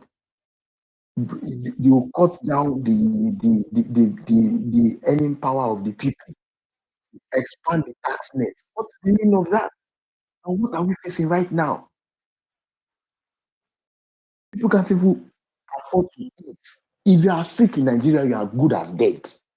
There is nothing about it. If you are sick in this country, as long as you don't have the money, hospitals will not treat you. Our hospitals are going strike in 2026. You understand? Just like what you just said, schools don't have water. You get borehole everywhere. They don't even have a national grid. Look at our electricity as it is right now. You get a population of over 400 million are still battling with 5,000 megawatt. Bro, so we have something needs to happen.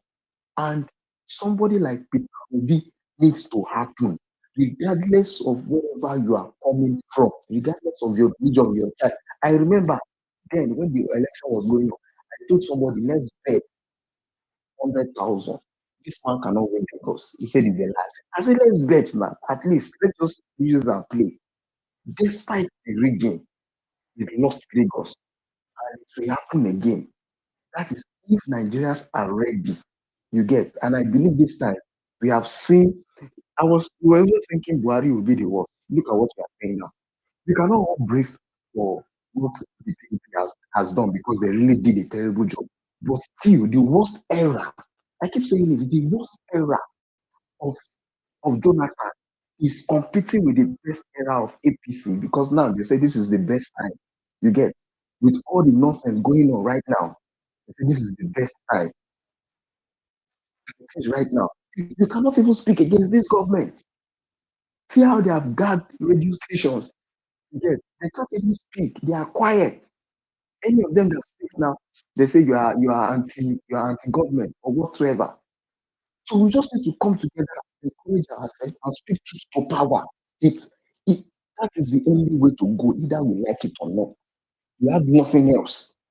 You get, because at the end of the day, all of us we cannot live in the country. You get. So thank you very much. I really love what you guys are doing. We keep pushing, and I believe there's a promise land. And we only have one country. The country has to be good. It has to be good because as it is now, it's only working for the system because it has been designed to be like that. You understand? It has been designed to be like that, and that is why it is working. And that is why a lot of Nigerians are just docile. And see, there's no how I will not go back to my religious leaders. Again, because they are in bed with this and they are quiet. Hardly will you see a top Nigerian religious person that will tell you your leaders accountable. They will tell you to believe in one sky daddy. And at the end of the day, it is your leadership.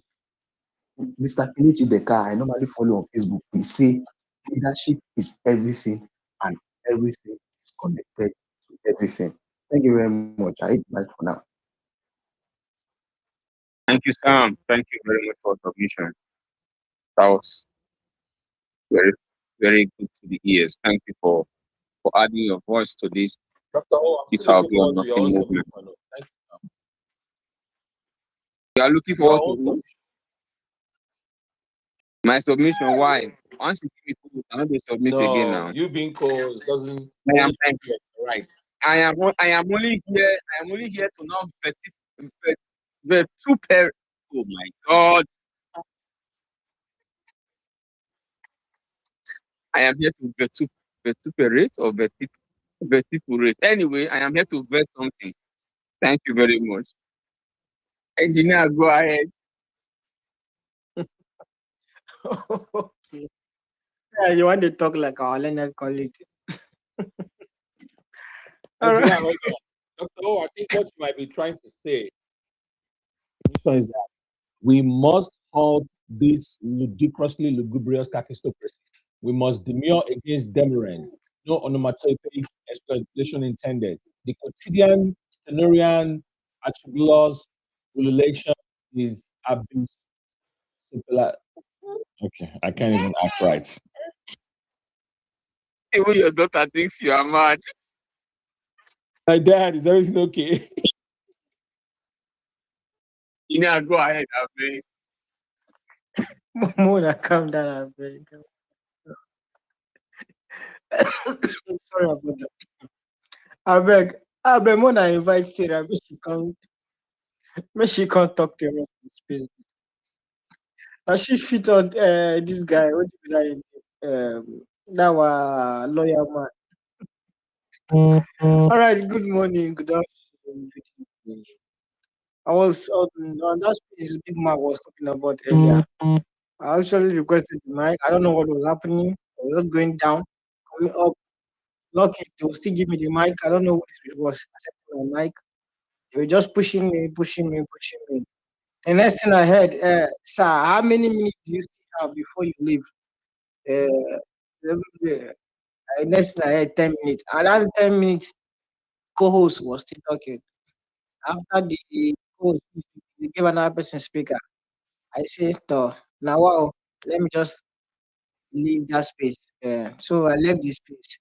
And one of the questions I wanted to ask was what is my sake. I wanted to request him or any obedient, member of the ADC should actually come to a neutral ground or to an obedient space too, where we can actually interact. Because so far, what has been happening is that they have been going to articles space, or either maybe the speaker section or the co-host will be populated with the article fan base. Yes, the 80 years old man colleagues. So all I have to say is that let us keep raising our voice. Let us keep raising our voice. It's getting more hot and hotter. It's getting more hot and hotter. Let's not give up now. And let's not forget that as we're raising our voice online, let us also come offline and do the major work, because we won't win the election by actually being a member of ADC. As I always say, every space I normally go, we are neglecting PVC registration. It's very important. ADC, they are forgetting that. Engineer, have you not noticed that only obedience that That is what I wanted to mention ADC now. you never see It's very funny. like that. It's very funny. It's very funny. And it's, as you said, only obedient care about your vote. Let me tell you the fact. Because they want to do things the right way. That is because they want to do things the right way. Let me tell you the truth. Not that Peter B cannot buy votes, not that Peter B don't have money to buy delegates, but he's building something. It's just like you are washing white dress. You cannot carry dress that will stain it and add inside that white dress. This is what he's trying to avoid, and they think we are foolish. Bro, I'm not bragging. No support group in the whole of Nigeria have money more than Obedient Movement. I'm not bragging it. I know what we can do. I know what we have been doing. Bro, If it's money, if it's the bag, we have it. But we want to do this the right way. We want to put our money where it is necessary. I have been saying earlier, see how many people in INEC have given this feedback, and all of us know this. If you want to vote in 2027, you have from now till April, till the first quarter. That is when they'll be disbursing the new voters card. Because after then, that is where the highest bidder will start exchanging funds. That's when campaign start, everyone will be busy and the rest of things. That's when people come, nobody will have that time again. They'll pay you not to give people their PVC. They'll pay some INEC corrupt people not to release some PVC, not to do this, not to do that, not to even come to some particular location for restriction. That is how it normally happens. Because they know that that is your voice, that is the power, that is the tools that we can use to get in Nigeria. So in all your gates, in all your talk for ADC, please do your possible best. Encourage others to go and get their PVC also. This is very necessary and very important. We have no time. More to that, obedient movement in the whole need to wake up. The manage, let's say the management or the leadership body, they are trying their best. Things are actually getting tough. But there is something, and I told someone that Dr. Tanko wouldn't have accepted that leadership position in ADC in mobilization because he's an obedient head, and we need him fully. Right now, I don't know if it's acceptable. Dr. Tanko cannot go to on air or come on Twitter or any social media and post Peter Obi is the only person who wants all those kind of obedient movement are fully behind Peter Obi. Look at gingering, all those kind of talks now. You know how we normally do it here. Because he is in ADC, he have a position there, so you have to be on a neutral ground. And the heat, we need to like increase our heat, our tempo. I'm happy one MMC is here and Big Mac is here. Oh, Big Mac, I'm putting this to you. Oh, okay, pleading directly to you that please we should try and organize a match, if possible, around all the four geopolitical zones: the north, south, east, and west. So is it geopolitical? What did they call itself? Maybe in the south we can choose maybe a major place where we can gather. In the north, one major state. In the south, just like that. So we can just test our like stir the water again, or we can just try to do it like a fitness walk. And we need more of seminar. We need more of voters education. We need we need more of a community awareness. During when I was doing my registration, I was talking to some of my people like that. Those guys during previous session, we were asking that why would they even struggle if this is not work? Why would they even struggle? Would they pay them? And so many women, formerly married women, they complained to me that their old PVC, that their husband collected it and said they will return it back. Today they did not see it. And some of them they still complain that when they were voting, they asked them to submit their voters card, that they will give it back to them. So they were saying that they are changing their polling units simply because they don't used to share money, don't used to share rice after election during Christmas period, during festive period, and that they are polling unit. They used to select all those things. That is how they understand. That is what they understand. Surviving. So we need to educate them and tell them that that is their future they are selling. That those things cannot reach them for 4 years. Please, we need to see. Tinubu will not stay away for us to come and just remove it from Asuroko. That is why I've been clamoring, I've been actually fighting for ADC to fasten this thing. Let us know who we are supporting.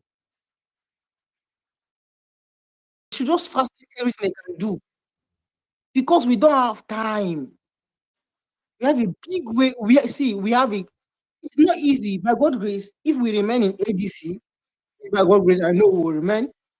If our principal become the flag bearer, Papa, Mama, and Pikin is already in everybody here. I don't know how it will be easy for us to face tell the difference between APC and ADC. That is one big thing that normally confuse people. Even we that even that in the party itself, sometimes we normally make mistake and call APC ADC. Somewhere when you go to the ballot, it will take another energy again. We know this what we did within 6 months. Please, people are still recovering. It won't be easy to awaken the spark and everything. Let me tell you the truth. But when we start putting the energy right from time, that is when we can actually defeat Tinubu. We have said we are coalition for change, all these things. So we should keep vote buying out there. Let us play the clean politics. Put your money in. Put money in. We need to learn to put our money for good things. We need to learn to put our money for good things. I'll say it again. Don't dash people money, but release money or put money where you know that will help us in election. You must not possibly dash people money, but that money that you think you don't want to give people for voters, give it. There are so many complaints. The last election, some polling agents were not paid. Some people work. That is what this man was actually saying. Was it? I think there was some. I think. Let me just say it. The benefit that imagine we are walking on the street and someone offered to give us a lift. You don't enter that car. You enter that car because it will make it easy. It make your journey easy. Let us use our sense. Let us use our sense now. Wake up and start the work. Freedom movement. We are our own political party. We don't need to wait for any party. Let us wake up and do what we need to do. Thank you very much. If I have anything to say, I will say. But for now, let me off my mind. Rest. Thank you. Thank you very much. Thank you. Yeah, Dr. Okay. You're nothing. Just please hold on. Engineer, thank you for your submission. You don't need to be worried. All the armies under the umbrella of the obedience movement, they are ready. You are one of them. Immediately you get that ticket, you see the fire across the street of the country. I am confident of that.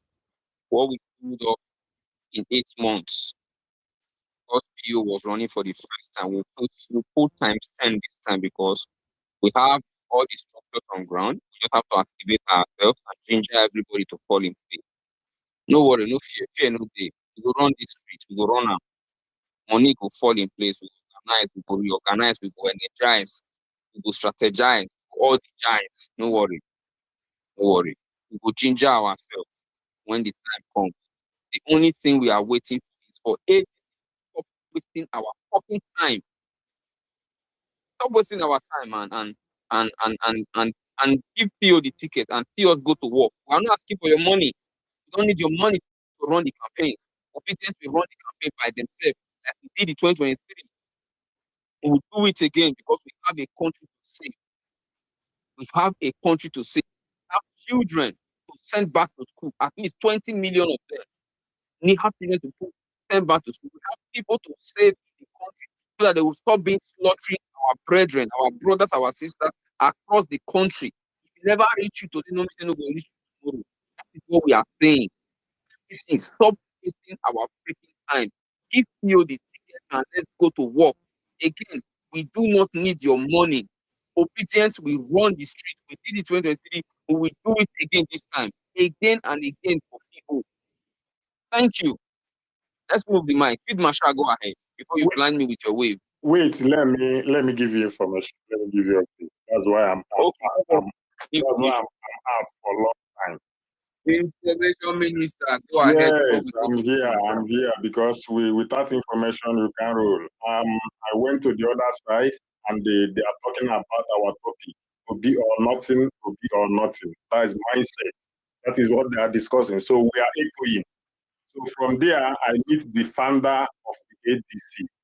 The AI brought him. The engineer, before when you left, the man came back again. But I watched you have left that time. So I asked my question and I listened to him when he asked other people questions. That is Mr. Raf, the founder of the ADC. He openly said it that place that he's supporting P2B to have the ticket. But now they are just working to build the coalition, to build everything. And they are planning to have office to all the local governments and the 700 and something, even the polling unit, they are planning to have before next month ending, before March ending. Say they are going to have all the office will be opening. And again, he said that before Friday ending, before Friday ending, that online registration will start working. That online registration will start working. That when they asked him the question, he said that maybe tomorrow or next, but latest Friday, and you can be able to print out your card direct from the online. That they have built it in a way that is going to be very effective. If you've been abroad, you don't need to come back to get your card. You register there and print it out there. That is from Braf Mosu. Now, it just in 10 minutes ago, we finished the for putting you short. Please, someone should start making findings. How much it will take to get just a small machine to print a card? Someone should just make the inquiries. Like it's something we can actually buy, we'll buy. Please, so he said that all the polling unit where they are going